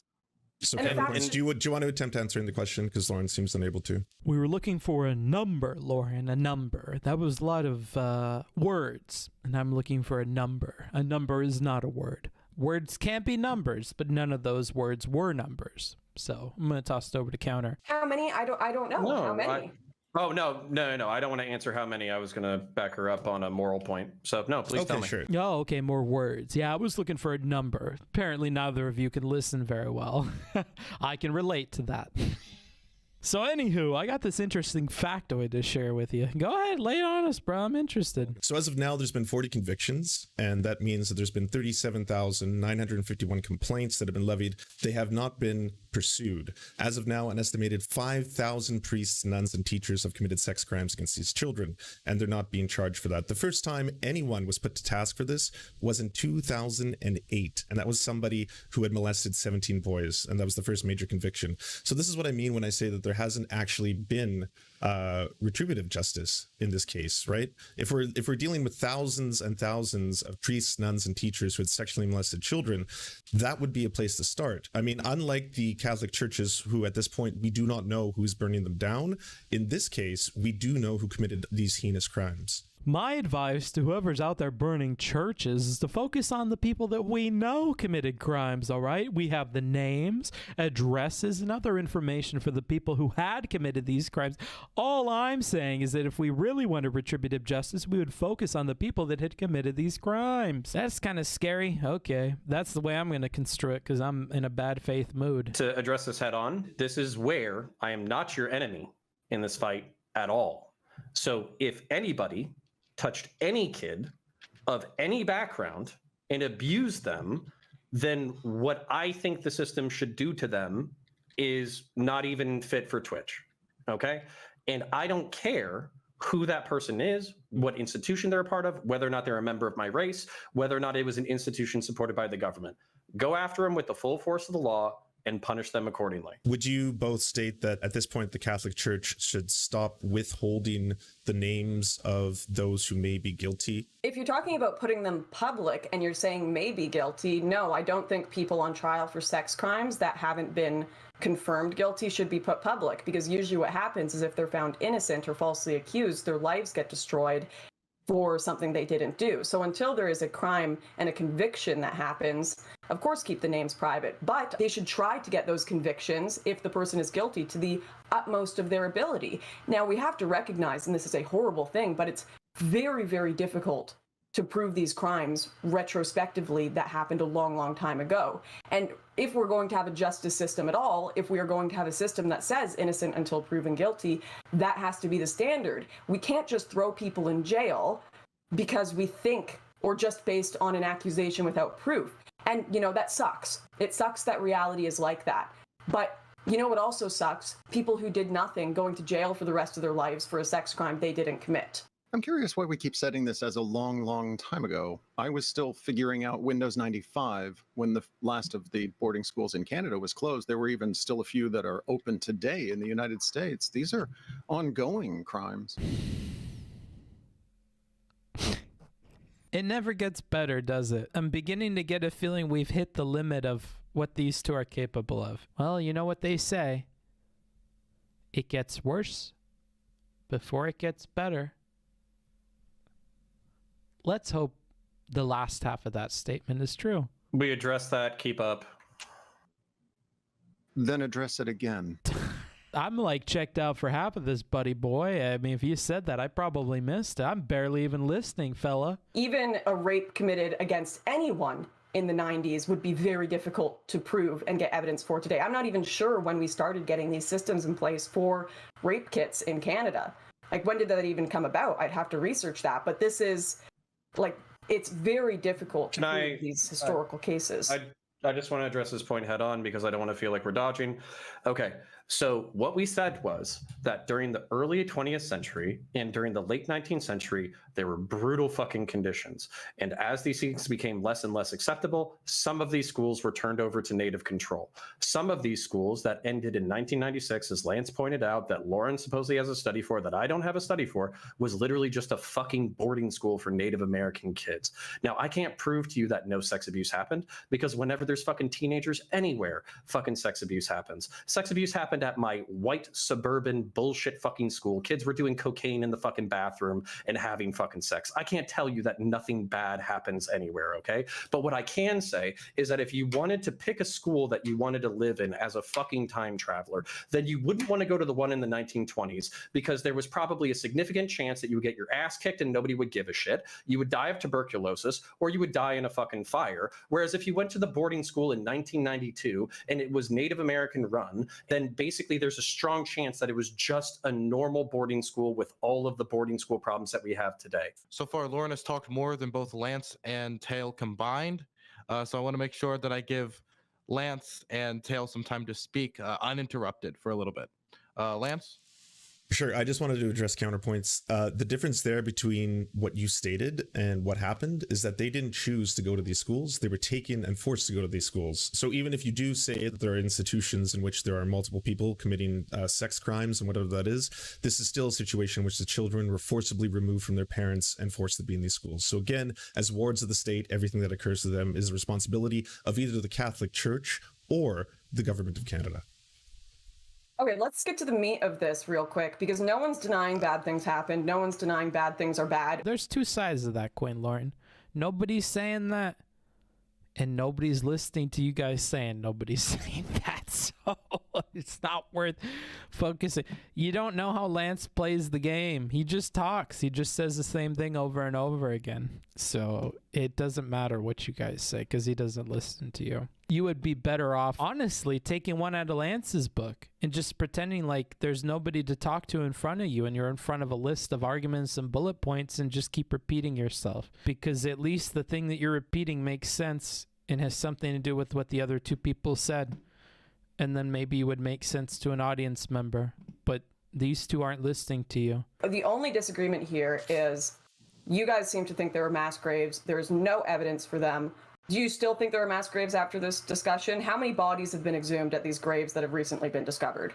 So that seems to be the only thing that you're trying to propose as your conditions. But if you didn't listen to what Dylan just said, he said that you'd spoken the most in this debate, and so he was going to give Tail of Twin Rabbits a chance to speak. You're really going to call people out for listening? Okay, bold. Okay, he's happy to. I was just trying to get back on topic and then to the church burnings. Your topic, but yeah.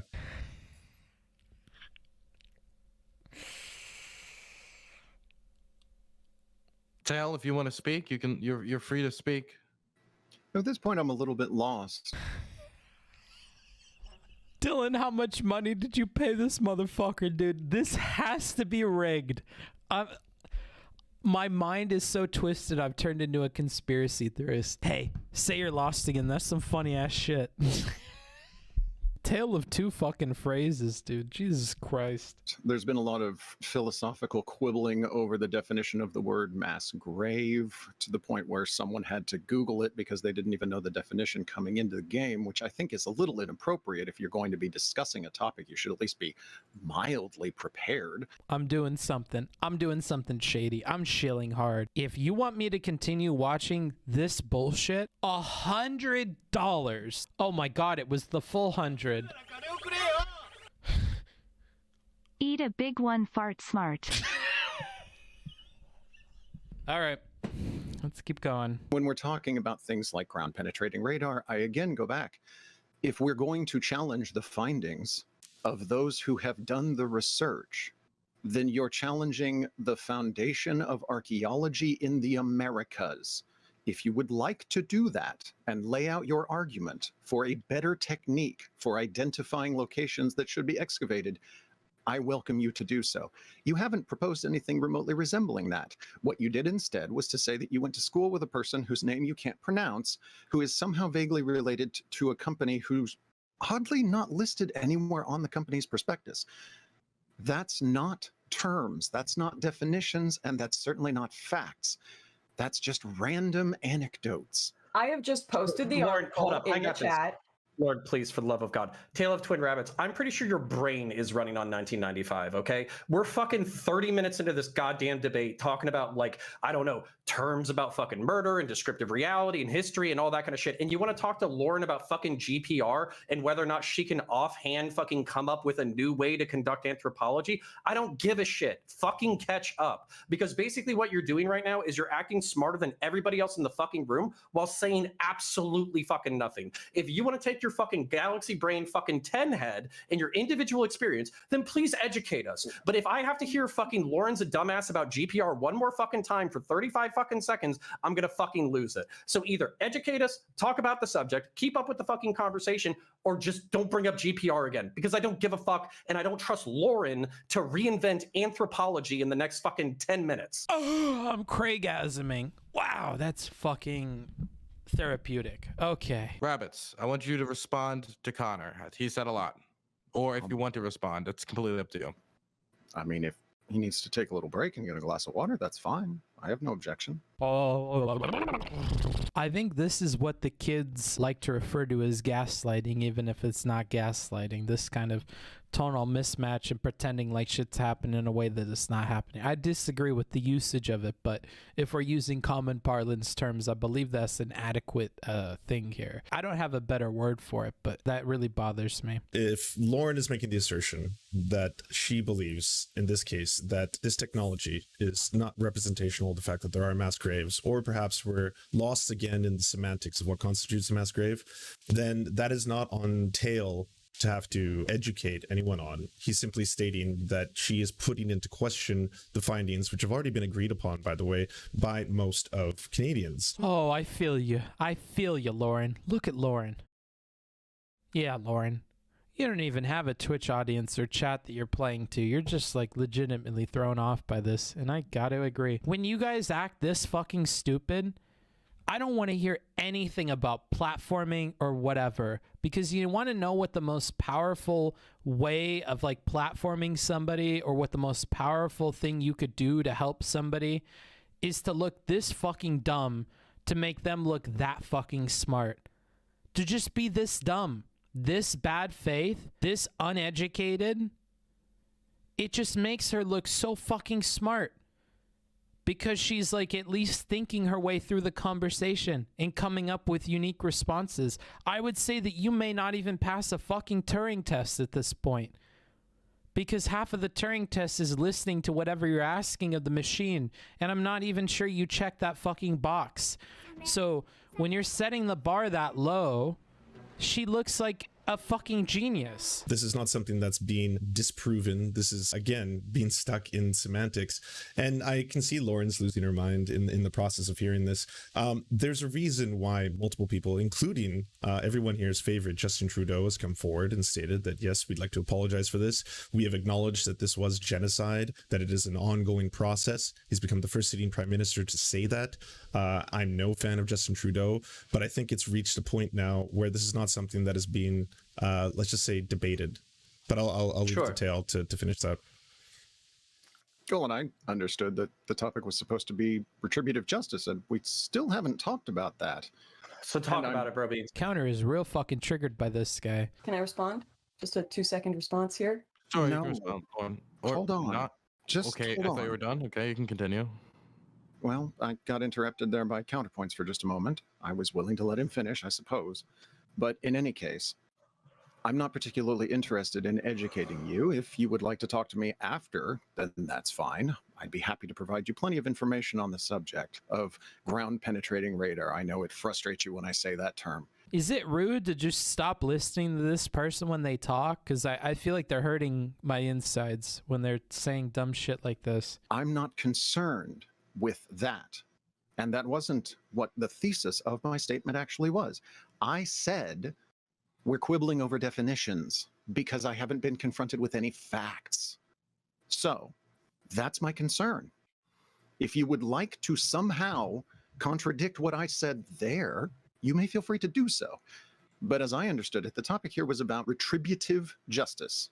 So I would like to know what the two of you mean when you talk about that so that we can discuss it. I gotta say, at first, when Counterpoints was like, you're trying to sound smarter than everybody in the room, but you can't even fucking keep up with the conversation. Like, at first I was like, what do you mean? I don't know if he's trying to sound smarter than everybody in the room. I don't really get that vibe necessarily. Counter has more experience with human beings than me, clearly. He picked up on something that I didn't pick up till just now, but now I'm starting to smell it. Yeah. This uppity asshole thing, now he's really starting to lean into it. I don't know if that's because Connor brought it up or what, but yeah. Now I'm picking up what Connor was putting down. That's definitely a thing here. We have to determine if there was a genocide or not, because that was part of this topic. So that's why we are discussing this. And I really need to respond to the fact that Lance and Tale of Twin Rabbits have just spent their whole last chat talking about how I have not provided any proof, and I'm trying to reestablish the whole field of archaeology and anthropology, and that I've made this up. That is not true. I've linked the Globe and Mail article in our Discord chat, and this is what the researcher who found the initial graves that sparked this all off said. My findings cannot be confirmed unless excavations are done, which is why we need to pull back a little bit, and they are probable burials. They are targets of interest for sure, said Dr. Bellio, who has about a decade of experience in the field, including working with the RCMP. She said the sites have multiple signatures that present like burials, but we do need to say that they are probable until one excavates, because we actually don't know the story behind them.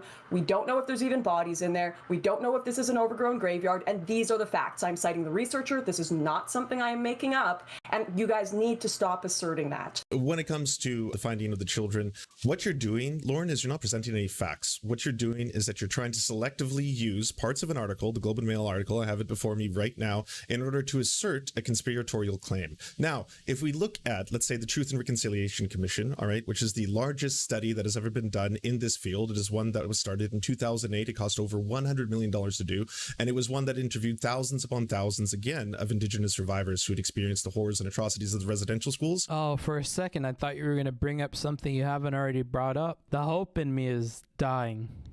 It's dying bit by bit. I don't know if you caught when I said earlier, there's thousands of... And we're not going to be specific either, probably, right? Or is that me being doomer? The consensus and the broad consensus by this commission was overwhelmingly that not only did this constitute genocide, but that there was multiple children who had died at these schools and, yes, were buried near the schools themselves. And at this school, the school in Campbellew's, or are we done with being specific? Because it doesn't really suit our agenda here. Because if we don't want to be specific, we want to talk in generalities, you will find a repeat of the concessions that the other side has made to you. I mean, as somebody who talks like a broken record, you may just enjoy hearing broken record-esque statements from other people. That could just be the case. It just tickles his fancy to hear people repeat themselves over and over again. This was part of the findings of the Truth and Reconciliation Commission. So what you're trying to do, and what you often do, and what I'm sure Rebel News has taught you very well to do, is to try and take selective parts of an article like you have here in the Globe and Mail, and then utilize that to try and extrapolate a theory. And that's just not going to cut it in terms of what we're talking about now. So what I hear that you do is you take quotes from a source, and then you put those quotes together with an argument in between and a thesis statement, and it's all to prove this thesis statement. I'm a guy that just likes the facts. So I pick a few numbers, I repeat them over and over again, and I think that that's sticking to the facts. You know, no narrative there, just facts, you know. That's a good point, bro. That's a really good point. Yeah, just stick to the facts, bro. Yeah, just fucking repeat the same shit over and over and over again. Yeah, that's way better. I think eventually we should move on to the idea of Catholic churches, because that's something you wanted to talk about. But one of the final points that I wanted to move on to, if you want to talk about Canadian genocide and talk about the process, is move on to the child care and the foster care system. But I see Counterpoints has his hand up, so I'll let him talk. Yeah, you said no facts were given. But basically what I would say is Lauren and I have come at you with a bunch of descriptive facts. And not only that, they fit a shitload of your narrative. We've already said that there's probably a few thousand students that died in the residential school system. As a matter of fact, the current official estimate from the Truth and Reconciliation Commission puts it about 4,300, okay? Based off of the narratives collaborated, or whatever the fuck the word is, at the Truth and Reconciliation, it was largely poor conditions, disease, abuse, exposure, and fire. Those are the majority of the things. The primary contention that I've had historically in this entire conversation is whether or not we should use the term mass graves, which I get is a little bit pedantic for Tale of Two Rabbits or whatever. But at the same time, when somebody says mass graves to me, I'm assuming marching a bunch of children out into the fucking woods and executing them and then shoving them into a ditch and then throwing fucking dirt on them. It's like what Einstein says about insanity, but you're going to keep doing the same shit. You're going to keep getting the same answers. At this point, you're basically just as unproductive as Lance because you're going to repeat the same thing. My bad. I thought fucking mass graves meant you march him out and kill him on the spot. Fucking stupid. That's why I pointed that out at the beginning. This is like now a recurring problem. I feel less and less bad as time goes on about mentioning that because like he does set himself up for failure with such a constricting definition and his continued like repeat of himself in hopes that these two are going to listen on like the third or fourth time. I think he has more hopium than I have at this moment. So not good, not good. And as I've already conceded, if that was reality, then I would be doing some fucked up shit right about now.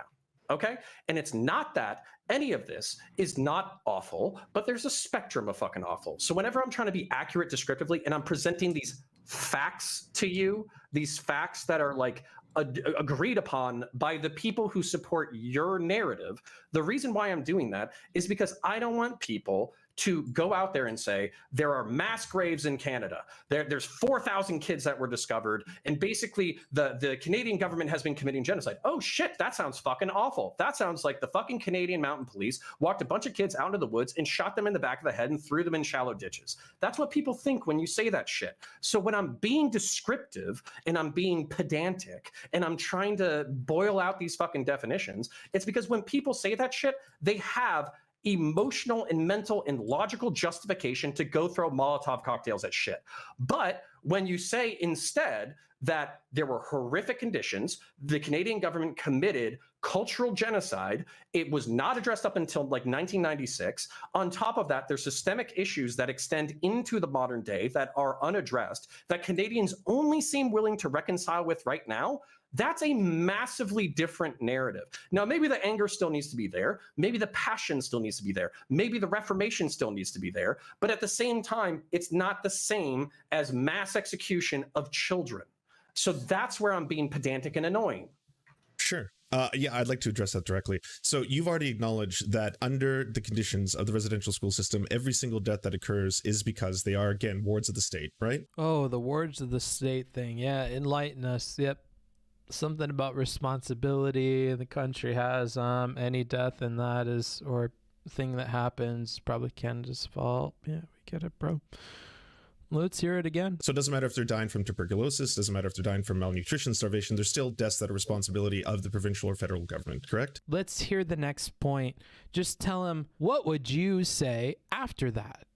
And then watch his eyes go whoosh, to his notes and to read what the next point is, because at least we get something new in the conversation. Holy fuck. While not necessarily biting that bullet in full, I do think that it is their responsibility and it is their wrong. So I'm not trying to split hairs here. I'm trying to be very specific.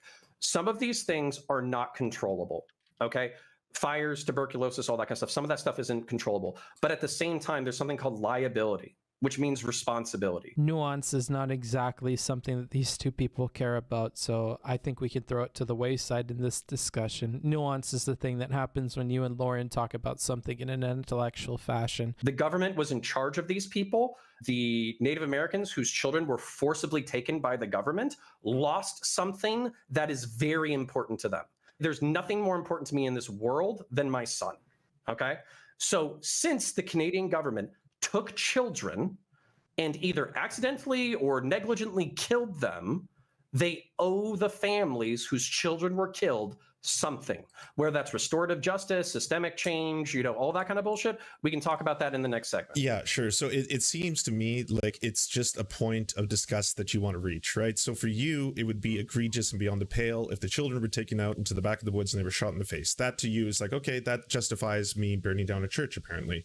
Whereas I would say that in this condition, the things that happened, when the statistics show 1 in 5 of the children was sexually molested, that to me is horrifying enough in and of itself to not even have to bring up the other things. No offense, you tell me 1 in 5 kids were molested.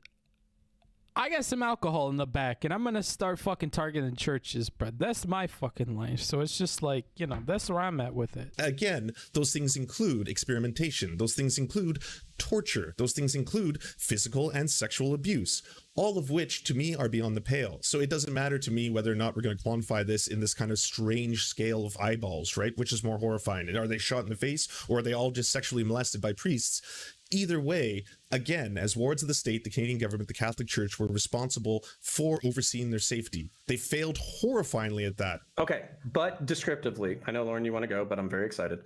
So basically, descriptively, this actually very closely parallels onto the BLM riots of the previous year, okay? I want to bring us back to that I'm sure that we could agree on. The BLM riots. As a conservative, I believe...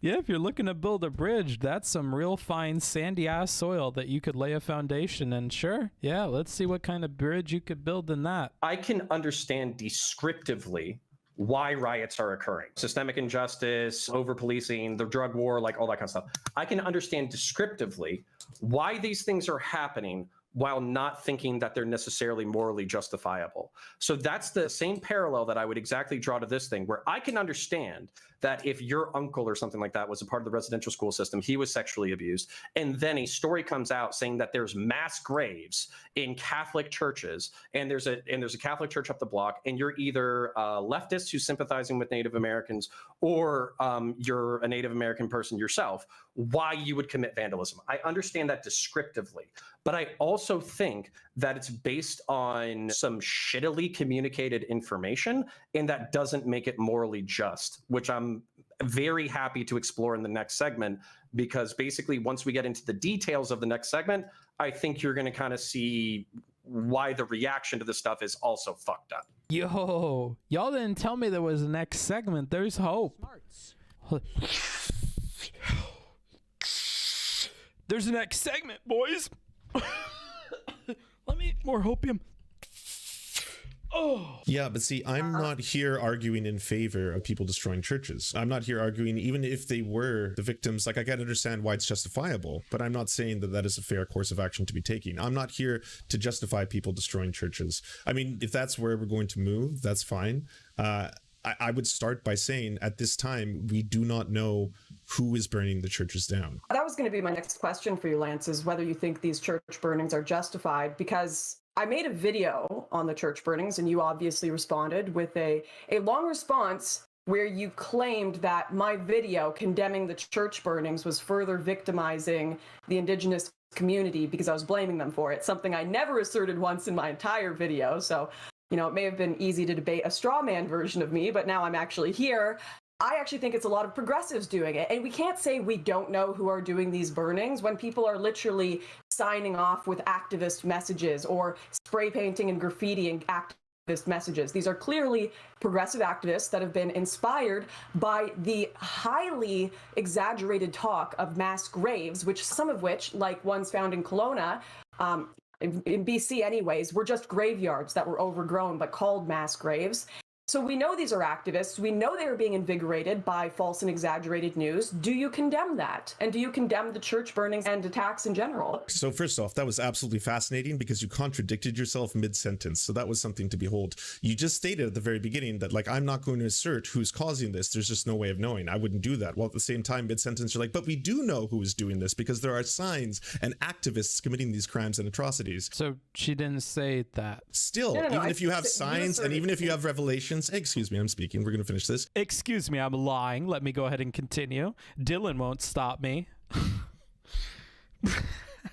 even if you do have signs, even if you do say that, yes, at the end of the day, this must be Antifa or this must be an indigenous community who's doing it, we would still need to have direct evidence of that. We would still need to have individuals who are arrested. We would still need to have testimonies. We would still need to have a single criminal conviction in this regard.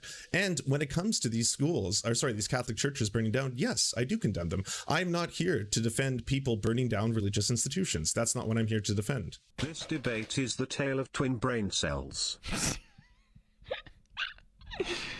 You must be huffing a lot of copium thinking there's two of them knocking around up there. Well, I do also find it interesting that we keep trying to move this definition of what was an acceptable level of death, like whether or not the fires at these residential schools can be attributable to some sort of nefarious intent. And my answer to that would be, well, maybe if they hadn't had the removal policy in the first place, then those kids wouldn't have died in those fires. But it is a curiosity to me that we do keep talking about these church fires. The church fires have been happening since long before the information came out about these kids. I mean, for example, in November 1st of 2020, there were two Southwestern Ontario churches that were roughly 10 minutes apart. They were both set on fire.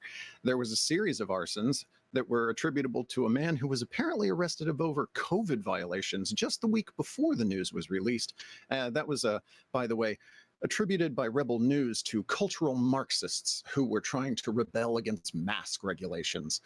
So what is it we're talking about right now? I'm not in favor of church burnings. I think it's bad because it tends to destroy the records of these kids who were murdered and tortured. I think it's a bad idea overall.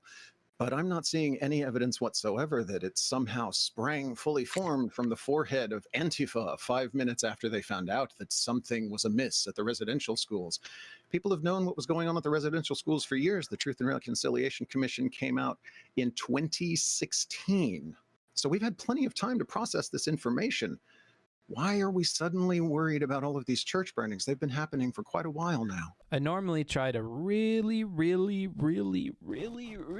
wait as long as I can before ultimately labeling the entirety of a person's involvement in a conversation as bad faith. For the rest of this conversation, unless it's some comedic input from me, I'm gonna ignore what this person is saying because they're not here to have a good conversation. Lance hasn't earned that yet because, again, I have a high bar for that. And if we're talking limbo, this motherfucker's tall as fuck and he's not hitting the bar. So even the mainstream media, even if you go look at the most leftist sources, they're not denying that there is a link between these church burnings and the recent reports. Why? Because the media headlines, even the prime minister, are talking about these mass graves, which the media are asserting and exaggerating are mass graves, and that's why this whole previous conversation was important.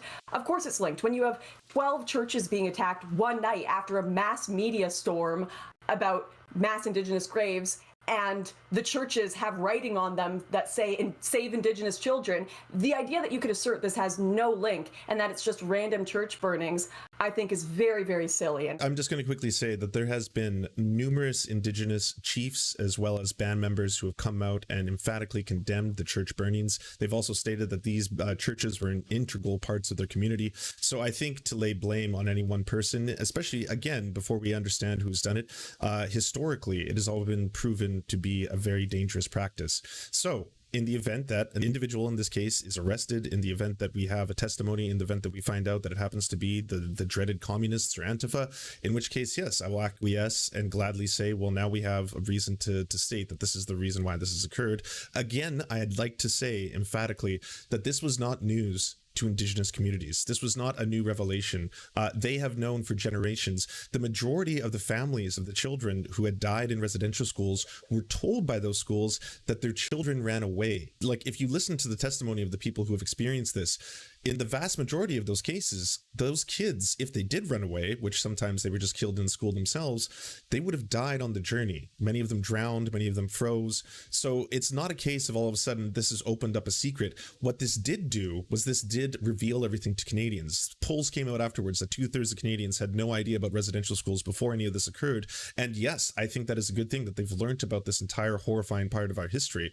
But that doesn't mean at that same time you can simply state that the blame of this was going to be laid on any one person. Well, that doesn't really mesh well with what the guy on your side said. I'm not seeing any evidence whatsoever that it somehow sprang fully formed from the forehead of Antifa 5 minutes after they found out that something was amiss at the residential schools. People have known what was going on at the residential schools for years. The Truth and Reconciliation Commission came out in 2016. But let's ignore that because we don't really care about facts or bouncing off of the dude that you're arguing with, so it's not that important. I hate asking questions in debates because I'm not trying to fucking gotcha you. But if we were just trying to logically think about it, as far as factional groups within Canada, okay, we have the conservative Canadians. They're probably not doing it. I think that's safe to say, especially if they're Christian. We have Satanists.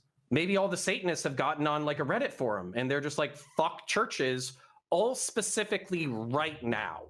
Fuck churches, right? Maybe that happened. Who fucking knows, right? Somebody go check 4chan.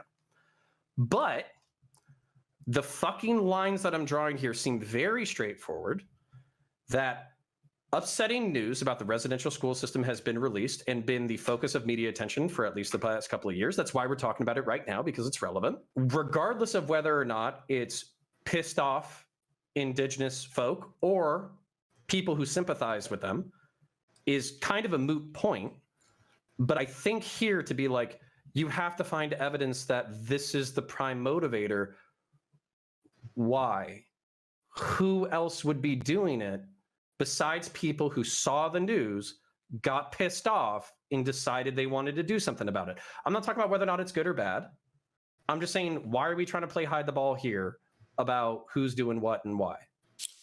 Because I'm not stating that we have to ignore what the prime motivator would be. I'm sure you can make that assertion. I'm saying that we cannot claim or lay blame on any one group until we found out who exactly is doing it. You can state, here's why I think this is the reason why it is, but I think it's been very dangerous if people are going to attribute to this. Say, like, I've heard online that a lot of people consider this to be Indigenous activists, right? That they were burning these churches out of anger and malice. I've heard a lot of people suggest that it may be, as you both have, far leftist groups who are doing the exact same thing. You can attribute who you think the blame may lay at, but until we know who has done it, I don't think we can definitively say or claim in this debate, here's who is the responsible party and here's why you have contributed, or the leftists have contributed, or the media has contributed towards an atmosphere that resulted in these churches being burnt down. In the same way that you can't lay blame on a group for the mass murder of blips on a depth fucking graphing thing. Actually, I want to address this head on because this kind of gets into justice, right? So for me, the same way that you're asking that, like, hey, left-wing groups, it could be some individuals in the left-wing groups that are doing this, but left-wing groups in general probably aren't doing this as a policy. And as a matter of fact, there's people in left-wing groups and Indigenous circles that are actually discouraging these behaviors, and they're not trying to encourage them. They're actually saying, this is fucked up, please stop. It's the vast majority, the vast majority of bands and chiefs who've come out have spoken against it. Awesome. So when we move this conversation into justice, basically what I would assert is that this is where I would want to see justice meted out. So on a, I don't want to say an individual level, but on a, almost on an individual level. So for instance, you were talking about priests that did the molestation. They should be investigated, prosecuted, and convicted. Not on an individual level, but almost on an individual level. These individuals should be... Whether maybe the church should consider paying restitution to people who are proven to be victims or some shit like that, okay? Maybe the government should try to address systemic issues in order to help people out, okay? Especially people who are specifically affected by these issues. I think that's all well and good. What we're trying to avoid here, actually very specifically through this conversation, or at least what my goal would be, is avoiding a cultural, ethnic, linguistic, and religious civil war in our liberal democracy. And the thing is, Canada's reckoning with this right now. America's not even fucking close to reckoning with any of this shit. Whether we're talking about Native American affairs, slavery, like any of that kind of shit, we're not even close to starting to describe to each other the actual historical wrongs that we have done to each other. So I want to get into this in a second, but I understand that you guys have asserted repeatedly that there's an ongoing genocide. I would probably contend with that definition, but you can say that there's systemic issues or whatever, but I would see the Truth and Reconciliation Commission, which we have stats on all the initiatives that they have started already. I would actually see that as the fucking gold standard of like transparency. Like, it's actually incredible what they've done. Now, is it completely accurate? Maybe not. Is everything productive? Probably not. But as far as like actually going to the root of the problem, coming up with descriptors, coming up with policy, and then trying to implement it, it's fucking amazing. So I'm happy to get into that in a second. Yeah, I'm actually just genuinely surprised with that response, because we've just been throwing all these spicy shots, but like I agree with most of what you said, and I think it's actually a very constructive way of dealing with this problem. I've been reading my notes this whole time. I got a little bored, so I started listening to what you were saying. I gotta say, I was blown away. I actually agreed with some of it. At the end of the day, what has upset me most, especially with Lauren's video, is that I think this idea of suddenly talking about the moral outrage at the church burnings, which I agree, burning of religious institutions is something to be astounded at, is trying to change the narrative from something that is an ongoing crisis in this country, which is the treatment of hundreds of thousands of indigenous people. And that is the thing that we should be talking about. That is the thing we should be concentrating on. And that is the thing we should be addressing. Lance, in case you didn't know, I know when you were little and you were trying to get to school and one of the kids would be like, hey, Lance, watch this, guys. Lance, here's a bit of bubble gum, brah. Yeah, you could chew it on the way to school, and you would start tripping over your own feet because you can't manage to do both tasks at the same time, and your mom would say, that's normal. That's okay, Lancey. Not everybody is made to be a genius who can fucking do both at the same time.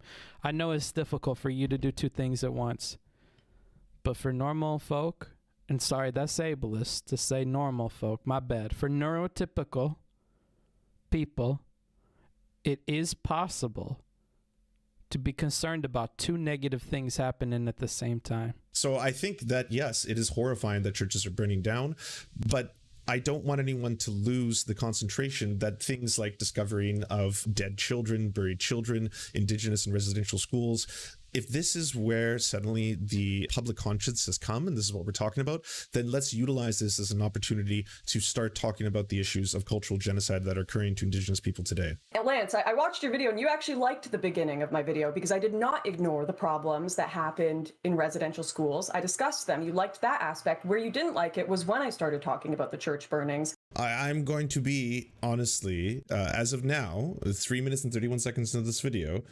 surprised. Still, like, you know, I am a little bit astounded that she has done a shockingly amount of fairness to this issue. Commemorate, protect, and document these grave sites. However, here comes the but. There shouldn't be a however. Anyways, here we go. These problems cannot just exist. You can talk about both problems. Thank God for you, Lauren. You fucking listen. That's good on you. We actually have an injustice happening today that we can talk about and deal with and stop. And then the other ones, I mean, you say there's injustice happening today and the government are working on that. There are a lot of policies they've put in place for healing, and maybe there are more we can discuss. But these church burnings are a problem happening right now. And I think it's really good that people are talking about them, especially when they bring in the conversation of the problems with residential schools as well. I cannot see what I have done wrong in discussing that. I also really want to point something out. When it comes to the church burnings, you seem really interested in ensuring we have found the culprits and ensuring we have proper convictions. Yet when it comes to the Catholic Church, you were just saying we should be outing the names of people who have been accused, not convicted. So why does your passion for justice and innocent until proven guilty exist for the church burnings, but not for the Catholic Church? I don't know if that makes a ton of sense. This would be like if he said, and this is like a parallel thing, people that know the names of people that had burned the churches should release the names of the people that burned the churches. It doesn't mean that we know for sure that that's the truth and that those people had burned churches, but it sure is a step in the right direction to finding justice for that injustice, for the thing that was done that was bad. So I don't think that there is a contradiction here necessarily. It feels like there might be, but I don't think there really is. So that's not what I said. What I said was that should they release the records of the individuals who were involved in these churches, and whether or not those records You will said show... accused. Yeah, I said as in the records revolving around both the nuns and the priests who worked at those churches, those are records that the Catholic Church has not released. Whether or not those people turn out to be pedophiles is something that we can investigate, and whether or not those people will turn out to be criminals is another thing that we can talk about. The reason why I don't enjoy your particular brand of like pearl clutching when it comes to talking about these issues is that, yes, you did a half decent job at acknowledging, which I was surprised to see, the residential school system and the treatment of Indigenous people. When you twist things around and then you take this as an opportunity to say, and now we need to talk about the real issue, which happens to be these Catholic churches that are burning down, you are then trying to take away from the national conversation, which should be about the treatment of Indigenous people. If I was to compare the treatment of Catholics in Canada to the treatment of Indigenous Canadians, where do you think they would stack up? If I was to compare the treatment of the average white Catholic Canadian to the experience of the average Indigenous Canadian, where do you think we would end up? Who needs more help and who needs more concern right now in terms of the way they're being systemically oppressed between those two classes? I wasn't comparing them. I was giving history and context as to why the outrage and conversation was happening in Canada, and then discussing how two wrongs don't make a right. And that's the result of what you do. Because when you set those terms up, when you put them in that context, when you make those kind of videos, when you just ask questions, that's what ends up happening. And whether you're doing it consciously, I'm not sure. I don't know if you're doing it consciously or perhaps you're doing it unconsciously. I'm not sure, but that is the end result of your work. And when you make those kind of videos. What is? When you juxtapose two things like that, two opposing ideas, you set them up on the same terms, you make videos about them, and then suddenly it's going to be justifiable to think, well, the moral outrage should shift from this horrifying atrocity that has occurred and is still ongoing to Indigenous Canadians into we should now talk about Catholic churches and the burning of them down. That is the problem with your particular brand of content. I think, and I guess it's maybe just my audience, but my audience have the ability to juggle two ideas at the same time. I can explain past atrocities and then say, here's also a present atrocity happening, and they can say, wow, those are both bad things. Like, I don't know about your audience, but my audience can juggle two things at the same time without an issue.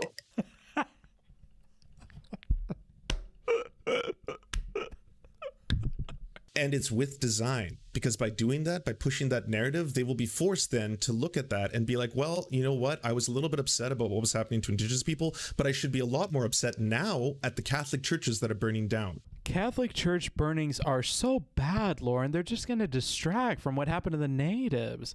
It's just so easy when you see the building burning to just really focus on the building. I mean, fire. What's more distracting than a fire? And a fire at a church? I mean, hell. You may as well have a fucking 10-car pileup on the side of the road. Because you've set it up that way. So we shouldn't talk about the Catholic churches because it takes away from Indigenous issues. You can talk about the Catholic churches. You should not juxtapose the two of them as if one is now going to be able to justify or accuse the other of being wrong.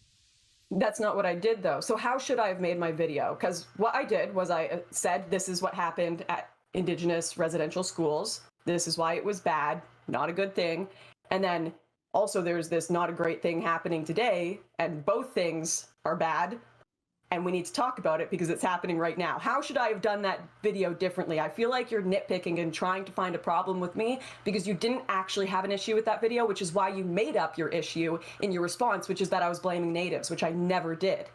Otherwise, you would have had an actual critique in your initial video.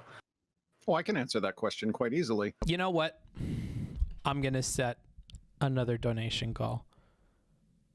If we don't hit 100, I will just skip to the last statements. I heard there was a next topic, and I huffed a bunch of hopium, and now I'm coming to my senses, and it's not there. I find it interesting that we've just glossed past the fact that these church burnings have actually been happening since long before the news was released. But in scouring through the information over the last, probably 2 years, trying to find church burnings, causes, whether or not there were investigations performed, I found one that was particularly funny to me, which was, it was a church that has burned in the same spot 3 separate times over the last 50 years. And it turned out that it was the area where the priests keep the incense and the anointing oil, because for some reason, I don't know why, this particular group of priests is just not aware that you probably shouldn't have an open flame next to flammable oil. And so this is the 5th time that the fire department has been called out. So I would have liked to see you discuss, for example, why it is that Canadian churches seem to be exempt from fire codes or be aware that fire extinguishers have been invented. It's dumb fuck priests maybe burning down these churches, including the ones that have graffiti that says Indigenous rights, fuck you, Canada. I think that just about covers all the church burnings. That's a really good idea. And coming from the guy who has a problem with anecdotes to build upon for understanding events and things like that, who, mind you, is also the person who says that we need to listen to individual Indigenous people and their stories to have an idea of history, which is a contradiction we don't need to kind of address there. But, oh, okay. Solid. It's just a bunch of fucking dumb fuck priests. That's fascinating, Tail. So your current assertion is that all the fucking churches that burned down in Canada over the past 2 years was accidental, and Catholic priests, on top of being fucking pedos and fucking Native American beaters, are fucking dog shit at fucking fire safety. That's what you want to contribute to this fucking conversation right now? I'm contributing to you the facts as they stand. If you have a problem with the facts as they stand, that's your problem. I have the... Well, the facts don't lie, brother. Why not all of the above? We're just talking about how you can fucking think two things at the same time. Matter of fact, I'm gonna start thinking three. I've never been so disappointed in a $150 donation. Jesus Christ. Anonymous Andy. Thanks for the $100. 150. Here's 150 to skip to the closing statements right now. Please, this convo, it burns us. Oh my God! The Oilers care about me, bro. They don't just want to torture me. Yeah, my name is Connor. I run a YouTube channel named Counterpoints. I'm a center right, law enforcement veteran, Marine Corps veteran, science fiction, religion, and philosophy nerd. I do like debates like this. Sorry to Tale of Twin Rabbit for being a dick, but sorry you frustrated me a little bit. And then basically, I know everybody was expecting a fucking bloodbath, and maybe we failed that a little bit. But that's because, like, I don't know, I give a shit. We're talking about people who are being, like, ultimately at the end of the day, regardless of whether or not we call it genocide, we're talking about people who were raped and murdered. We are talking about kids who ran away from their homes and died of exposure. All of this shit is fucked up. So we can talk about the reason why I wanted to enforce descriptive reality is because I've said this before, I'll say this again, is some of the way this stuff is portrayed, I would be probably acting not in the most rational way possible. The reason why I want to nail down descriptive reality of the past, the reason why I want to nail down descriptive reality of the present, is because I think accurate descriptive reality can get you to better prescriptive solutions. So maybe we can talk about that another time. I sincerely appreciate y'all, and I wish you all well. Okay, now I'm going to throw it over to Lauren Southern. Yeah, for sure. Thank you for having me, first of all, Dylan. I know it was a bit controversial. So, firstly, to assert that there is a genocide occurring, to assert that there were mass graves found, out of all of the graves that were allegedly found that have been in the media the last few months, not a single body has been exhumed. Not one. And even so, this doesn't mean there aren't necessarily graves or a graveyard. But all of the chiefs in these communities have stated these are not mass graves if they do exist and they do know about them. The 751 graves found, the Cowessess band, Chief Cadmus Delorme, emphasized that the findings were not from a mass grave, but unmarked graves. The band leader in Kelowna said it was not a mass grave for the 215 graves found there, or potentially. The GPR researchers that did this research said nothing is confirmed until things are dug up. Yet progressive activists and media continue to make the claim of mass graves, and so do our debate opponents, exaggerating what were some potentially absolutely horrific things that happened in the past. And we need to be honest about what has occurred to have a proper conversation while not exaggerating. And unfortunately, this exaggeration has led to legitimate hate crimes and destruction today, and that is unfortunate, and especially unfortunate that people are making excuses for it.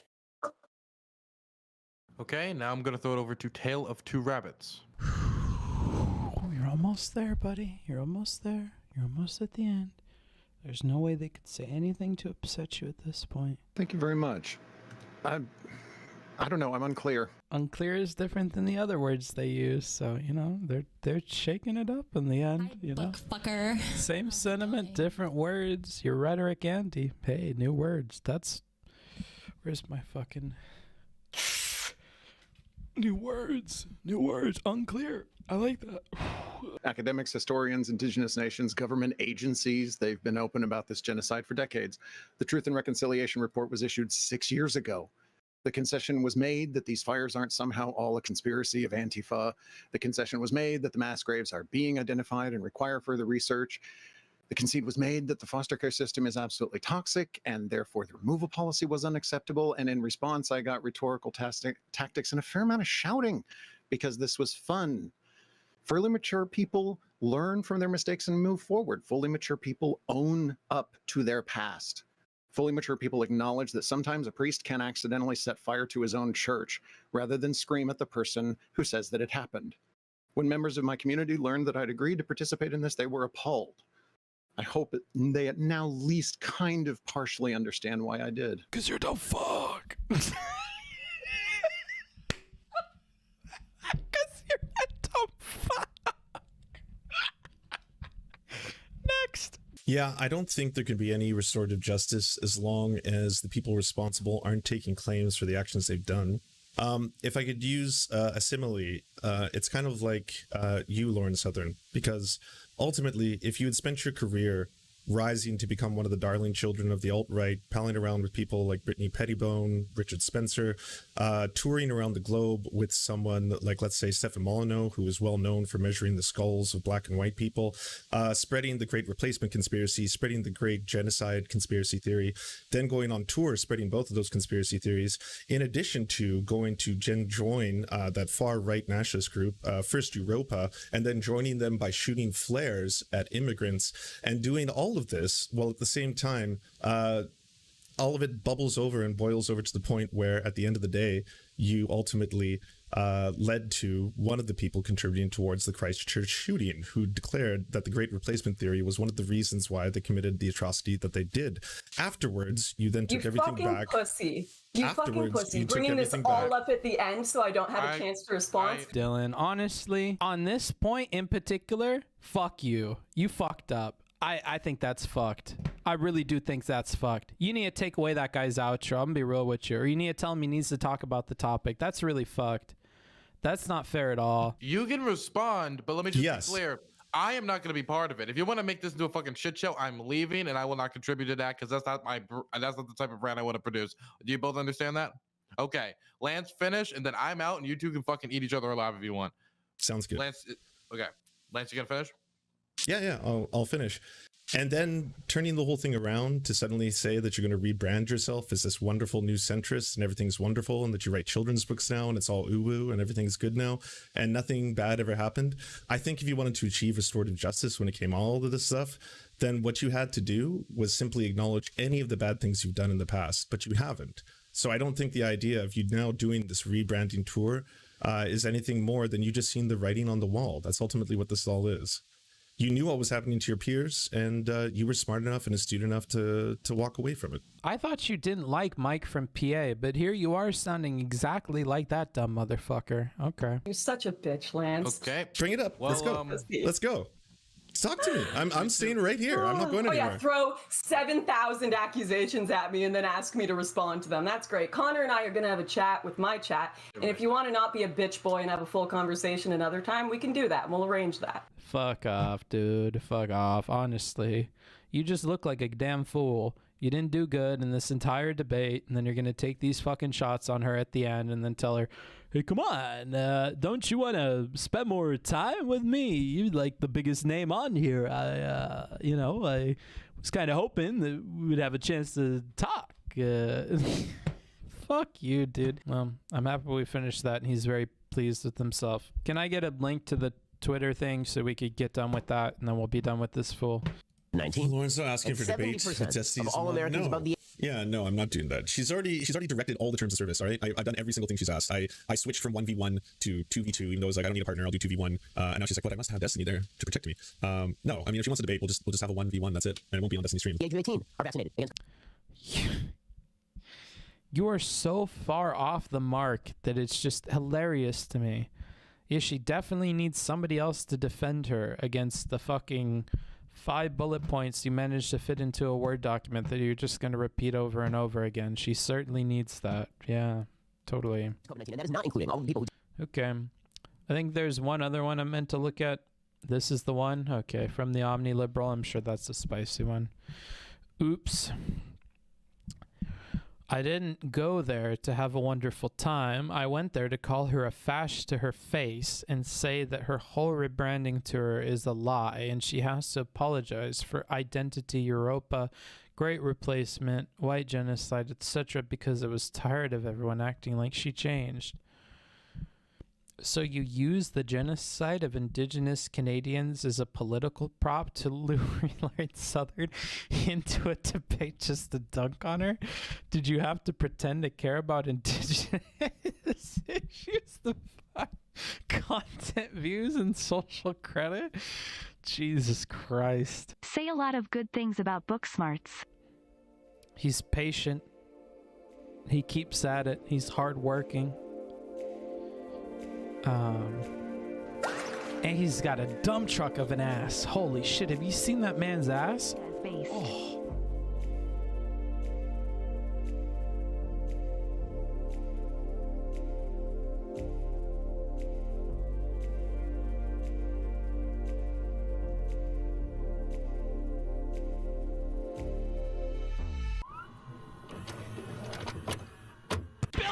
Here with another fun fact about indigenous fucking torture. Did you know that they fucking TB these fuckers? They gave them TB, and when they ran, they died. You wanna know why? Cause it's cold in Canada, and they don't got blankets.